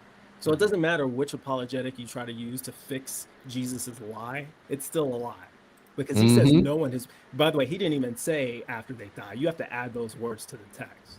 That's not what he said. He didn't say no one has ascended into heaven after they died except the one who's from heaven. See how you have to change what it says in order to get to that? Yeah. But even if he had said that, it still wouldn't work, because Moses is in heaven. So he's just not telling the truth. Yeah, man, you have to apply the pretzel logic. Right. He talks about no one has seen God, right? Mm-hmm. Remember that one? John 1:8. No one has ever seen God. It is only the Son of God. It is only the Son himself who is close to the Father's heart who has made him known. And That's this right. not only contradicts the Old Testament, he's even contradicting himself here, because in John 14:9, he says, "If you've seen me, you've seen the Father." So which one is it? Has no one seen God? Has everybody seen God? I don't know what you're trying to say. But I do know that that contradicts the Old Testament, because in the Old Testament, a lot of people see God. Jacob saw God face to face, according to Genesis 32. In Exodus 24, all of the Israelites saw God. So, yep. You know, yep. Moses, Aaron, and 70 of the elders went up to the mountain and they saw God. It literally says that. So either Jesus is just making stuff up. Maybe he doesn't know the Gospels, although if he's God, he should be all knowing, right? He should know what he's talking about. But he's definitely not God, because he's contradicting what God inspired word said. Absolutely. And that's the whole thing. He lies about himself. You know, that's the whole point. And that's why the Jews rejected him. That's how he ended up on a cross. Yeah. Let's go to my favorite lie, though, because you brought it up a minute ago, and I said let's get back to that, because that's, to me, that's the final nail in the coffin. It's the easiest example to see. Like, I don't know that there's a defense for this sort of lie, because the author is basically admitting it, right? John 7. Yep. Verses starting at verse 8. Where he's talking to, the context is he's talking to the disciples, and there's a festival, and they're all going to go to the festival, but he tells them he's not going to go. So he says, "You go to the festival. I'm not going up to this festival because my time has not yet come." And after he said this, he stayed in Galilee. However, his brothers had left for the festival. So verse 10 says, "However, after his brothers had left for the festival, he went also, not publicly, but in secret." What do you call it when you tell some people that you're not going to do something and then you do it anyway in secret? What do we call that? Yeah. A lie. It's called a lie. Exactly. Right? Yeah. So he just lied to his disciples. So, you know, he's lying about the Old Testament. He's lying to the disciples. Why would I believe a liar? Exactly. I don't have any reason to. It's disrespectful, man. Why would I believe a liar is a God that the Old Testament says can't lie? Right. By the way, the Old Testament is that in and of itself is a lie, because Yahweh does lie in the Old Testament. So that's its own contradiction. He Well, lies quite a few times. I mean, God of the Old Testament, there's a lot of issues bigger than him just being a liar and that. Yeah, that's true too. But this is what I mean, where, like, you have the New Testament contradicting the New Testament. You have Jesus contradicting himself. You have the New Testament contradicting the Old Testament. You have the Old Testament contradicting the Old Testament. And so I can't use books of the Bible to confirm the truth of other books of the Bible, but I can use them to confirm that one of these is not telling the truth. That I can confirm that all scripture is not God breathed. I can Lo and confirm that behold, just by someone looking at the says Bible. some shit to someone or another. Just how retarded are you? And No, I mean, just going through the Old Testament, you can tell this was written by men for men. It's like, cut off the arm of the woman who touches the attacker's balls for trying to defend their husband. Like, what is like? Who's that all about? Yeah. Yeah. It's obviously very misogynistic. I mean, Old Testament and New, by the way. This is the other problem I have with Christians. They like to say, I think Seth was doing this a little bit too. He was like to say, well, Jesus, he's reinterpreting the law, or he's changing it, or he's making it more clearly understood, or he's talking about it. Whichever way you want to go with it, they want to go with this idea that Jesus is saying something different than what the New Testament, than what the Old Testament said, and that the New Testament, it's better. It's a more clear understanding, right? But it's not, because all the problems that the Old Testament have, none of them really get resolved by the New Testament. Yeah. Slavery. Did Jesus ever reverse slavery? Nope. Did anyone in the New Testament? Not at all. Not what at does the all. New Testament say about slavery? In fact, it embraces slavery. Slaves, obey your masters. Yeah, so that problem doesn't go away. What about the misogyny? Is the problem that the Old Testament, it was just filled, it was a patriarchal society, and women had roles, and they were lesser than men, and they were counted in a census differently. But the New Testament, we're in a new covenant now, and God sees there's no woman, man, Jew, Gentile, we're all equal now. Is that true though? When we look at the New Testament, is the New Testament more charitable towards women? Are they equal to men? Not at all. I mean, it's a hierarchy, and it's they're to be taught in silence. They can't. Women question. are not to speak in church. Exactly. If they have questions, they should ask their husbands. Yeah. Right? Well, I think we talked to James about that. Remember, in our little group, we did, and he was saying that, well, he was being specific for that one church because it just so happened that some of the women there were being too outrageous, but really that goes for anybody who causes too much I guess noise in the church or whatever. But in that case, it was these certain women that were doing that, so he had to say it. But no, this was for all churches. It was, there's nothing surprising about that. It's a good try. I mean, if you want to say, well, he was talking to the Church of Corinth because that passage comes from the book of, 2 Corinthians. But the problem with that is he doesn't just say it there. That's in his letters to Timothy as well. And in fact, it gets even worse because he gives the reasons for why women are not to have authority over men, or not to rule over men, or to speak in church. Do you remember what the reasons are? His justification. It's not the behavior of the women in the Church of Corinth. It's a different right. It's a hierarchy. Like he goes in, the head of the church is Christ, and the head of the woman is the man, and he went through and he gets even more specific. He says because the woman was deceived. It wasn't the man who was deceived. It was the woman who was deceived. The woman is the weaker vessel, according to Paul, right? So basically, he's blaming women for the fall of man. This time, there's other places in the Bible where he blames man for the fall of man, but it's convenient for misogyny to blame the women, right? Women can't have authority because they're just incompetent. They're easily deceived. That's the reason. It's not because they were behaving a certain way in this one church. It's their nature. The first woman was deceived and Adam was not. Let me That's pull right. that up because I don't want people to be like, well, you're taking it out of context, right? And no, and I mean, and this sexism, it follows throughout all of church history. I mean, for as great of a thinker and philosopher as Thomas Aquinas was, he's also famously known for how he viewed women as naturally inferior to men. Yeah. First Timothy 2. A woman should learn in quietness and full submission. I do not permit a woman to teach or to assume authority over a man. She must be quiet. For Adam was formed first, then Eve. And Adam was not the one who was deceived. It was the woman who was deceived and became the sinner. But women will be saved through childbearing if they continue in faith and love and holiness. Isn't that wonderful? Oh, yeah. You get to be saved for having kids.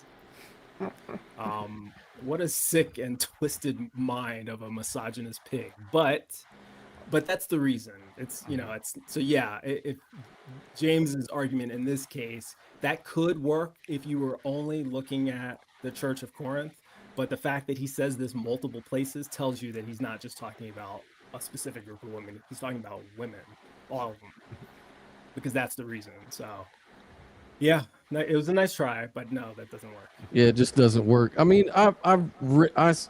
we had talked about that earlier too. There's so many different apologists that come up with these same old apologetics, and I don't see that any of them work. And I kind of disagree. Like Alex O'Connor will say, well, probably the best argument for Christianity is the fact that there's so many arguments.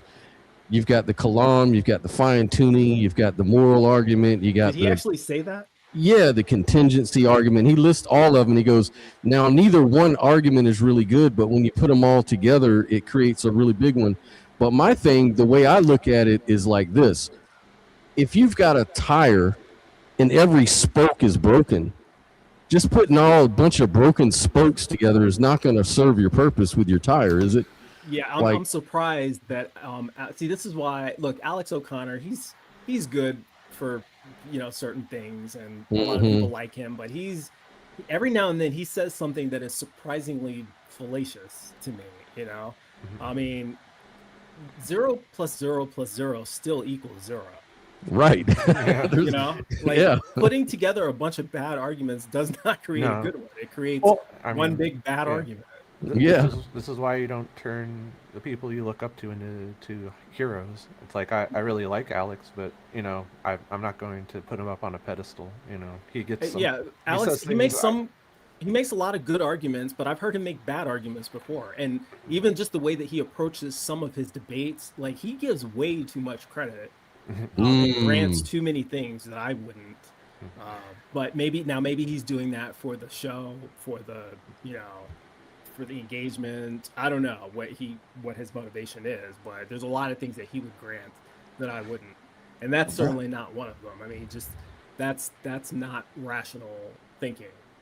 That's a mistake in epistemology if you're using a bunch of bad arguments to try to craft a good one. Well, like one of his latest videos, and we talked about that too, is that he recently had. It was supposed to be a debate between him and William Lane Craig, and then William Lane Craig says, well, I don't really want to do a debate. It's going to be more of a discussion. And so Alex O'Connor wanted to just talk openly about what he considered his strongest argument, which was his Kalam cosmological argument. And, he just wanted to discuss it because he was the inventor of it and all this kind of stuff. And I'm just thinking, number one, he didn't invent the Kalam cosmological argument. And number two, it is not a good argument. For me, I think it's for me, maybe the worst. Because number one, it doesn't even get you to the Christian God at all, or even a God. Any God. It doesn't get you to any God. I don't know. I mean, personally, I think look at the trees is like the worst argument, but Yeah, I think the moral argument is the worst argument. Oh yeah, that's horrible. It's non sequitur. It has nothing to do with whether God exists or not. That has to do with morality. Right. Like you could point to, let's say that there was morality, there was this objective morality. No one can point to it, and so there's no reason to believe that's even a coherent idea. But let's just say that there is. That has nothing to do with whether a God exists. That's Not just, at all. That's proof by assertion. You Yeah. know. And if there What is if a God God, is evil? yeah, and if there is a God, it's like then you have to. I'm trying to think. Is it? There's one of those dilemmas where it's like he's either the objective good is within him, or it's outside of him. And if if it's in him, well then to me that becomes incoherent. It's like that's divine command theory, and now all of a sudden, because of his divine nature, genocide is good somehow. You know. Yeah. And that would be subjective morality too. It would be Exactly. subject Yeah. to him, right? Mhm. And if it's outside of him, then what do we need him for? Yeah. If we can get to morality because it's this objective thing that exists and he's not giving it, well, then we don't need him. So why would you assert that it's from him if it's objective? But the bigger question for me is, again, Rene Descartes. He had some good ones, but do you guys know Descartes' deceptive demon? I've heard of it. Yes. Yeah. Yeah, it's like, what if God is evil and only saying that he's good? Oh yeah, Do we no. have any way of knowing? Now this is my counter to the people who want to claim that naturalism plus evolution is gets you nowhere. It's like you can't rely on your faculties, and I'm like, well, first of all, under theism you still have the same problem, but also you have the extra problem of you're relying on God being good and that He is revealing to you right information, but it's like those assumptions could be totally wrong. Yeah. Well, like- What are you basing those assumptions on? Yeah. Right. Right. Well, I had a Christian, this was years ago, and I told Bryce this. It threw me for a loop at first because first of all, I didn't know what evolutionary game theory was. I didn't know what the problem of the one and the many was, and I didn't understand precepts. So he basically said, what do you ground your morality in? And I said, well, I ground my morality in nature, like evolution. We adapted to know right and wrong through evolutionary processes. And so he says, yeah, but evolutionary game theory also says in itself that we didn't evolve to know truth, we evolved to have fitness payoffs. So if evolution itself tells you that you can't know truth, then how do you know evolution is true to begin with? And I was kind of like, damn, kind of got me there. But I pointed out yeah, why that doesn't work, right? right. Because his assumption there, first of all, there's two statements. I'm assuming you're relaying this accurately, but the first statement was, we didn't evolve for truth, we evolved for survival. Right. Two things can be true at the same time. Yeah. Right. And in fact, in this case, that is the case because there's two different types of thinking. There's system one, intuitive thinking, which is evolved. That's our natural instincts, the things that seem right. This is the reason why you're afraid of the dark, or why if you hear rustling in the bushes, you want to get away from it. It doesn't mean there's anything dangerous in there. You don't know if there's anything dangerous or not. But the safe thing to do is to get away, because there could be. And, if curiosity killed the cat and you go over there and it is a rattlesnake or a bear, well, then you die and you don't get to reproduce, right? But the person who was afraid gets to reproduce, even if it was a falling rock. He didn't have the truth, right? So that's what he's leaning on. But that's your intuition. You also have system two, analytical thinking. And this is when you're not in danger. It's not a fight or flight situation. You actually have time to think and reason. And we evolved that too. And that's what allowed us to outcompete all of our competitors. This is why we're able to cultivate land. This is why we're able to hunt using more advanced weapons than the Neanderthal. This is why we're able to build advanced technology, Our survival has propagated and expanded, and our lifespans are longer because we have time to think about what's true. So we were geared, in a sense, through evolution for truth as well. The two things are true at the same time. It's situational. Yeah, like And he has a misunderstanding of that because he's trying to say, well, we only have system one thinking and the other type of thinking doesn't exist. That didn't come through evolution either, but he's wrong. It did. Right. And I Look, mean, it's like if you know, if it was true that we were just not geared towards truth making at all, it's like we wouldn't have made it this far to begin with. Like, Right. it's like if you just believe in a bunch of false beliefs, eventually you're going to die out. You're going to die sooner than your competitors. That's for Yes. sure.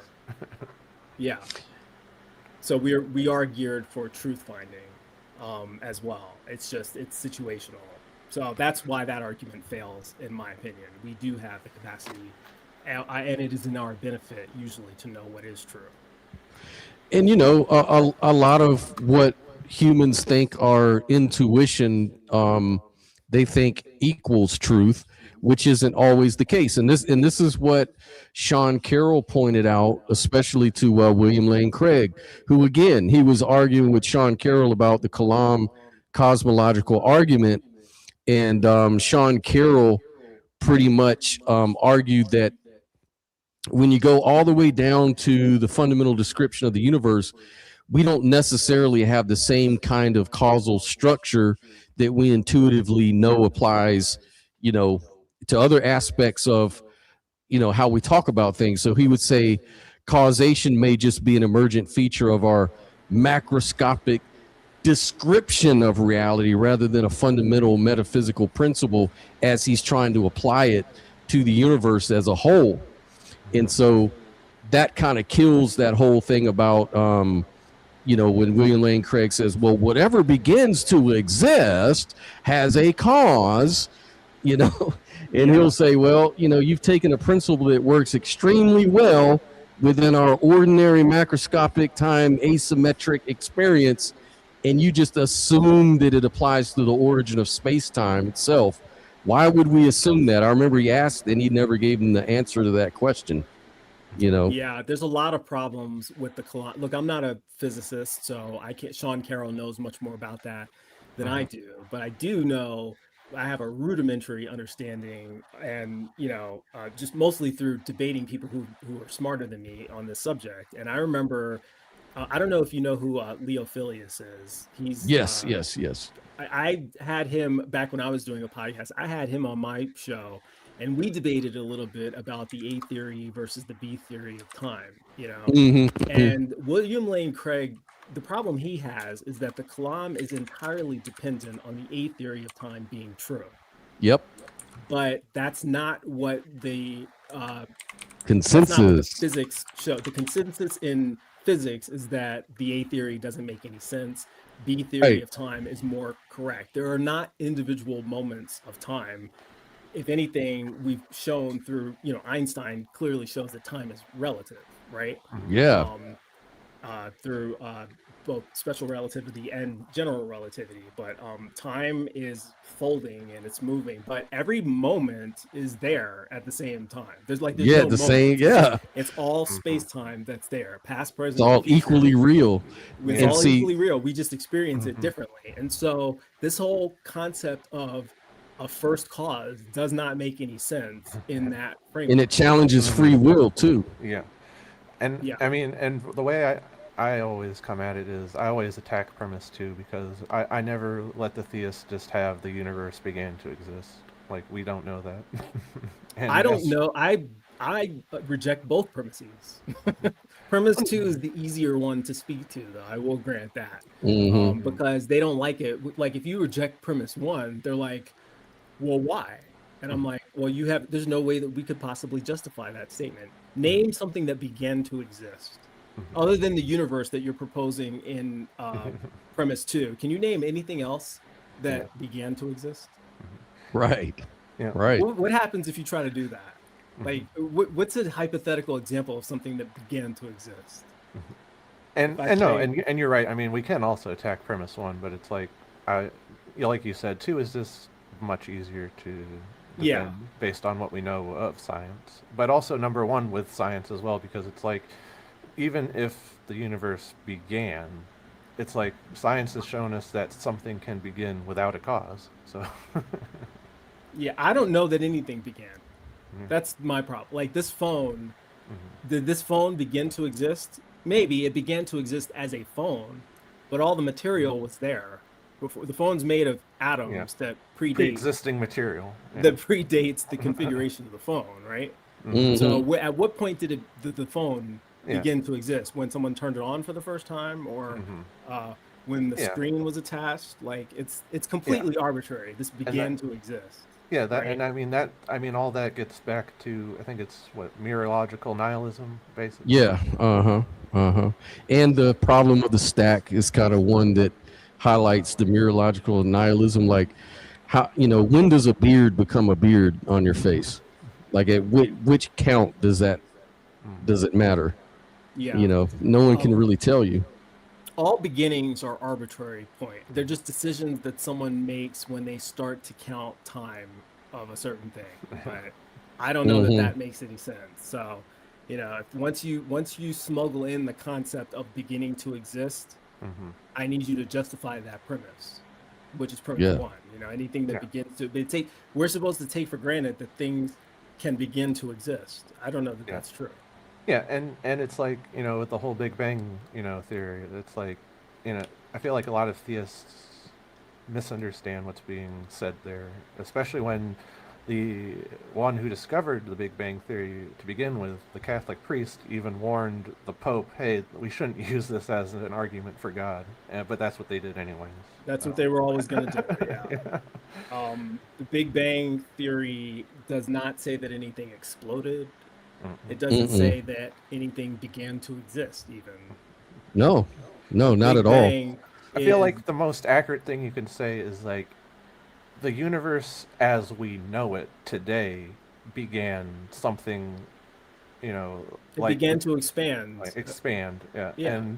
But it's like, that's not an absolute. It doesn't give us an absolute beginning. It's like, no.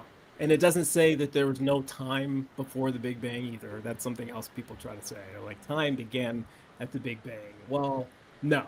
Time as we measure it from our perspective through our local presentation, we begin measuring time at the Big Bang because we can't see before that. We can't see, beyond a few microseconds after the expansion started due to the cosmic background micro radiation. But that doesn't mean there was no time.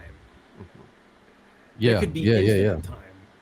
Yeah, exactly. Why not? And this expansion, by the way, could result in a collapse as well. Yeah, no, that's what I was going to say. Is like, they get all butthurt over infinite or infinities, or like past infinite, that you can't go back an infinite amount of time to get to the present. But it's like, if we're looking at what the science is saying, it's like we don't even have to worry about that. It's like that's not how past infinites and past future even in work. It's like, let's say there's the big bounce, which is they're testing to see if dark energy weakens, and if that's true, eventually, over billions of years, the universe will eventually contract again due to the force of gravity. Yeah.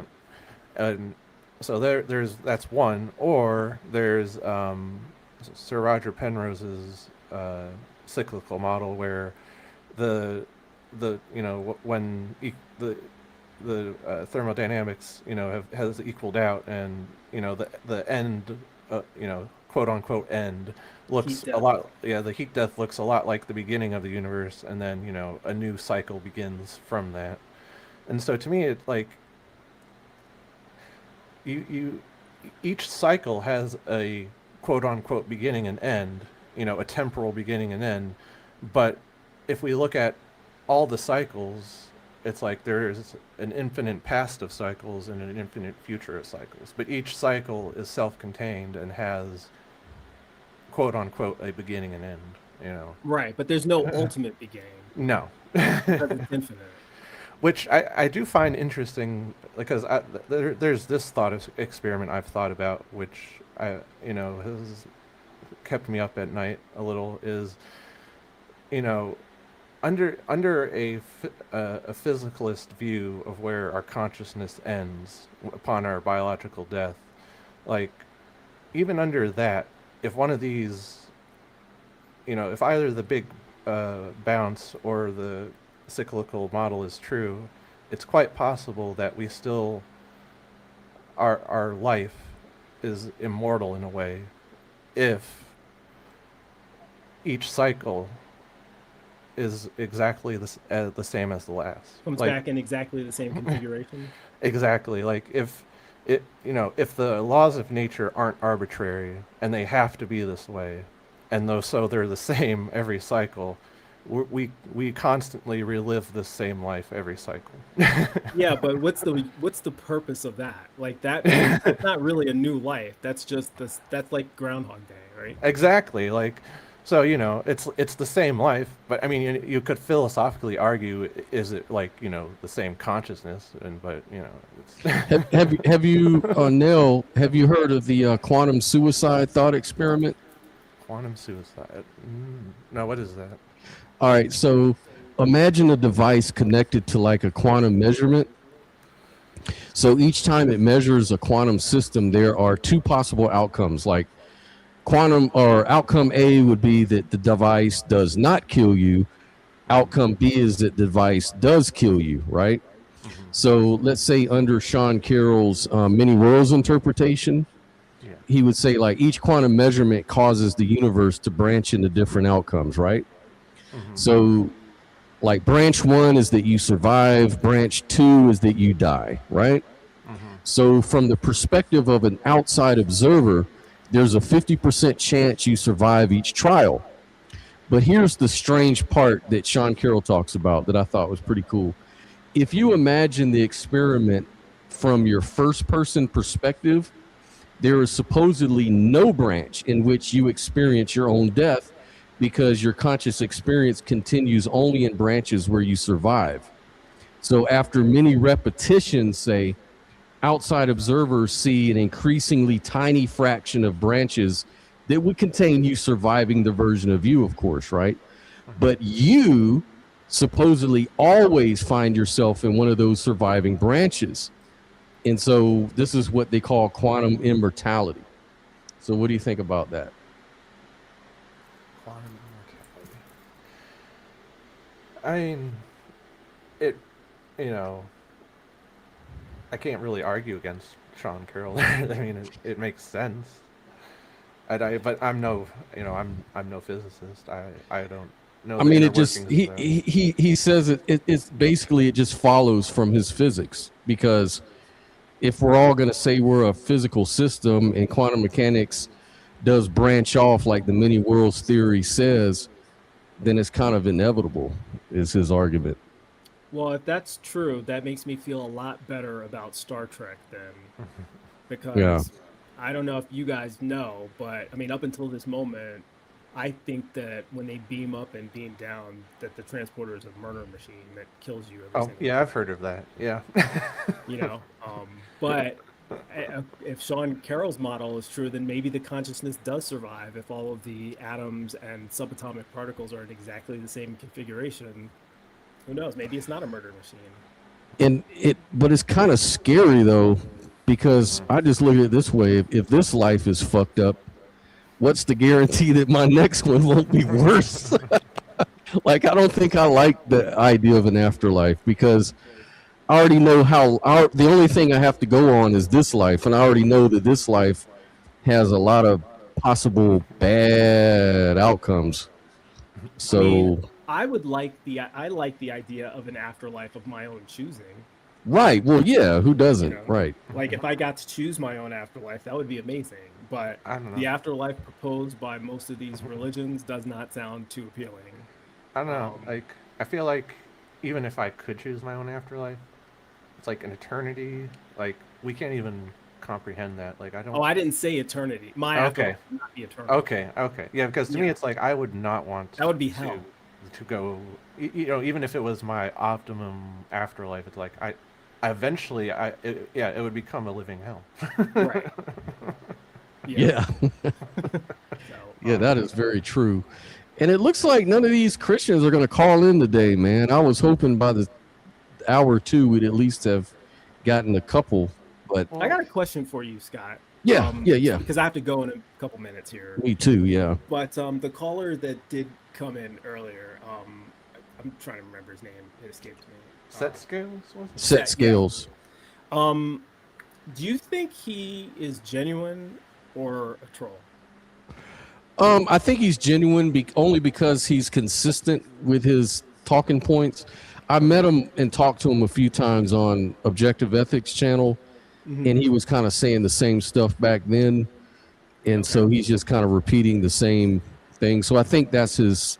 I mean, I want That's to give his people belief. grace and not assume they're just being a troll. You know, I think someone mentioned in the comments that this isn't serious, and I was questioning it because it seemed like every time we got to a specific Bible verse and I would challenge, he would like run away to a different topic. Yeah, You know, yeah, talking yeah. about- we were talking about Jesus, then he's like, well, Moses, you know, I'm like, no, let's talk about Jesus. You know, so I'm always like, a red flag always goes up in my mind when someone like tries to run away to a different talking point. But I think that it's either people are trolls or there's some other psychological thing going on for some reason. And I think I can understand that in a way, because there was a time when I really wanted to kind of hold on to the Christian label or hold on to the, the Bible in some way. I don't know why that is. It's almost like somehow you want to hold on, but you kind of don't at the same time. So you try to figure out a way to make it all kind of fit together somehow, and it never really works. It's kind of like that stage. For me, it was a stage, but it was a quick stage, but some people never get out of that stage, so they're always working on reinterpreting the Bible. Yeah. I feel like it's like I can appreciate the Bible much more when I try to look at it as a human-made thing, where it's like there are certain parts of this that resonate with me, and then there's just certain parts of it where it's just like, wow, this is god awful. Yeah, I went through a version of that stage too, Scott, at the very beginning of my instruction, and I would go to the Bible for reassurance. And one of the verses I would go to was from First Thessalonians, where it says, "Test everything, hold fast to what is good, reject the evil." Right. And so I would I would apply that to the Bible itself. I was like, well, I don't have to throw the baby out with the bathwater. There's a lot of good stuff. There's some good teachings in here. Jesus taught some good things. Maybe not all of it has to be 100% true, but there's enough truth in it that I can keep that, and I tried that for a little while and then realized that, a lot of these truths that are good in the Bible, you can get them outside of the Bible. Exactly. In fact, they predate the Bible. I would suggest the Three Little Pigs. That's a good one. Yeah, no. Humpty Dumpty. Humpty Dumpty, Yeah, no, I know. I love him. Yeah. So, but I do have to. I'm probably gonna have to cut out. Yep, I got to shuffle on out. But it's been real, man. It's been really good. Thanks for everybody in the live chat for participating. And we'll do it again next weekend. Maybe we'll run another debate live stream. I think it works because I think that's what the people are demanding. It seems that they want more biblical. Yeah, just call in, guys, man. I've had a few people said they were going to call in, and you guys never show. You said that last time, and you guys never freaking show up, man. What's wrong? We're not going to kill you. It's not me. I hope they're not going because they see my face here. They're like, "Oh Lord, this guy's too smart with it. We better chill." I don't mean it that way. Someone in the comments suggested that as well, but I'm like, just look. But I think that's what it is. You're very knowledguable, obviously. But you know what? I like you being here because I like someone who knows the Bible. And guys, if you're hesitant, look at it this way. You'd rather talk to an ex-Christian who really knows and understands where you're coming from rather than someone who may be strawmanning you intentionally or unintentionally, right? So you want to make sure you have a good conversation, and that's why I like Bryce being on, If you're a Bible believer, like that, I mean, because not every Christian holds the Bible in the same at the same weight, like a lot of people will say they get their beliefs from the Bible, but a lot of them will say, I only read certain parts of the Bible, or I get truth through the Holy Spirit, or from the church fathers, or the sacrament. It depends on what kind of Christian they are. We even with Set a little while ago, where it was like you're interpreting it too literally. You know, well, if you have a problem with a literalist interpretation of the Bible, then we can maybe have a conversation around how it ought to be interpreted and how you know that, and what's the best methods. Because then knowing the Bible is kind of, it doesn't matter how much of the Bible you know. If your interlocutor says, well, you're taking it too literally, well, now the conversation can't be about the literary content of the Bible. It has to be about epistemology and your hermeneutic for how you interpret it. So those conversations can be interesting too. I don't know. There's people who know the Bible better than me. I'm pretty good. I know a lot of it because I still read it. I'm an atheist, but I just find a lot of people don't read their Bible, and a lot of these apologetics talking points come from just not knowing what the Bible says or contradicting what the Bible says. I'm like, you can have an interpretation, but the way I read it, this contradicts this. How do you resolve that? You have to be able to have an answer for that. And if your answer is, well, I have the Holy Spirit and you don't, well, then why do we need the Bible at all? Right. Getting everything from the Holy Spirit. What's the point of the Bible? If the Holy Spirit teaches you all things, which the Bible says, well, then we don't need a Bible. So what are we talking about here? What are we doing? Or you're taking it out of context, even though the context is like, Leviticus or Deuteronomy, where it's just stating what the law says. And it's like, well, yeah, that was a bit ridiculous as well. It's like, this is just, I'm just reading the words they're saying. If someone says you're taking it out of context, I don't have a problem with people doing that. But then it's on you to tell me what the correct context is and how you know. And that's the part they don't do usually, They want to say you're taking it out of context, but they don't even know what the context is half the time or how they're justifying their interpretation. I can tell you the context. I can tell you the literary context because I don't just read the one verse. I go through the whole chapter, This is the Isaiah 53 problem. Oh, that's a chapter, but look at the entirety of Isaiah. What is Isaiah talking about? What is first Isaiah talking about, which is verses 1 through 43, which was written 200 years before Isaiah 53, so obviously not by the same author. Wasn't that King Ahab was being... King Ahab. Ahaz was double teamed up by the Assyrian, Yeah, there's the Assyrian part, there's the Babylonian part. These take place in different eras, so they're clearly written by different people. But even in second Isaiah, where we're trying to make Jesus the suffering servant in chapter 53, but chapters 44 through 52, they already tell you who the suffering servant is, and it's not Jesus. Right. It's Israel. So they repeat that over and over and over. It says it something like 9 times. Yeah, or they'll refer to it as Jacob and Jacob. It says Jacob. Sometimes it says Israel. Some verses say Jacob and Israel because Jacob is the personification of Israel and the nation. So they're kind of synonymous. But it never says Jesus. It never says some future Messiah 500 years from now. That doesn't make any sense in the context. The one explanation that kills me, it says, but it says his name will be Ishmael. And that means God is with us. So, I mean, that's Emmanuel. That clearly, Emmanuel, I'm sorry. Emmanuel, and that clearly points to Jesus. Like, number one, Emmanuel is a different name than Yeshua. And all names, most names, ancient Jewish names, especially that contain the word El, was saying something about God being with us or God's power or God's this and that. El was the word for God. So that doesn't prove anything. Right. And and those passages talking about Emmanuel, that's not even talking about a Messiah either. That's they only read this is cherry picking. They only read the verses they like, but if you read the whole thing, it's clearly talking about a child that's going to be born at that time during that war when the king of Judah is at war with his neighbors to the north. And by the time that child is old enough to know, I'm talking the virgin birth now, so I've kind of moved on. But when they say that Jesus being born of a virgin is the fulfillment of prophecy, where the young woman is with child, right? That's supposed to be prophesied in the Old Testament.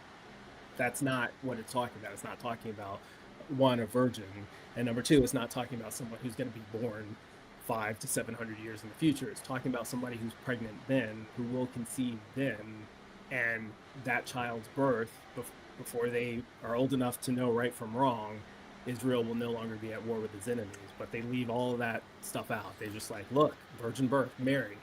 This passage isn't even talking about Mary, much less Jesus. And Christine U51 says truth, not according to pastors. Truth not according to pastors, but understood rightly through independent study. I'm not sure what that's a reference to. Oh, you're cutting in and out, Scott. Sorry about that. But call in, Christine, if you have a point you want to make. You're invited. I put the link right there. So if you want to call in and let us know what you're referring, we can talk about it. I have to go, though. If for me, I would, if you want to call back next week. Yeah, definitely. I might be around for that. I got to get some food, though. I'm on fumes. Yeah, man. Well, thanks a lot for coming through, Bryce, man. I really appreciate you. And we'll do it again next week, I think. All right. Take care, everybody in chat. Take care, Scott. Take care, Nell. All right. Be good. All right. All righty. Bye-bye. Yeah, if she's not going to call in, I'm going to bounce here in a minute, too. But I just wanted to see if anyone wanted to jump in at the last minute. No, that's fine. Well, before we bounce, if no one joins, just a reminder for everyone listening that Objective Ethics will be giving me an interview today at 6 p.m. about... Oh, cool. Today. I thought it was tomorrow. Oh, today, about political Good. and Thanks for telling me. issues that actively harm trans people. So that'll be the topic. Gotcha. Okay, cool, man. Well, I'm going to go ahead and shut her on down because we're over 2 hours. And we'll definitely keep it going next week because I think this is man. We've got a lot of viewers come in. I think we had up to about 15 people show up today. So that's a little more than normal. So I think this is a good topic. And we'll do this for a little bit. And then we'll get back into the philosophy of mind and idealism and all that good stuff.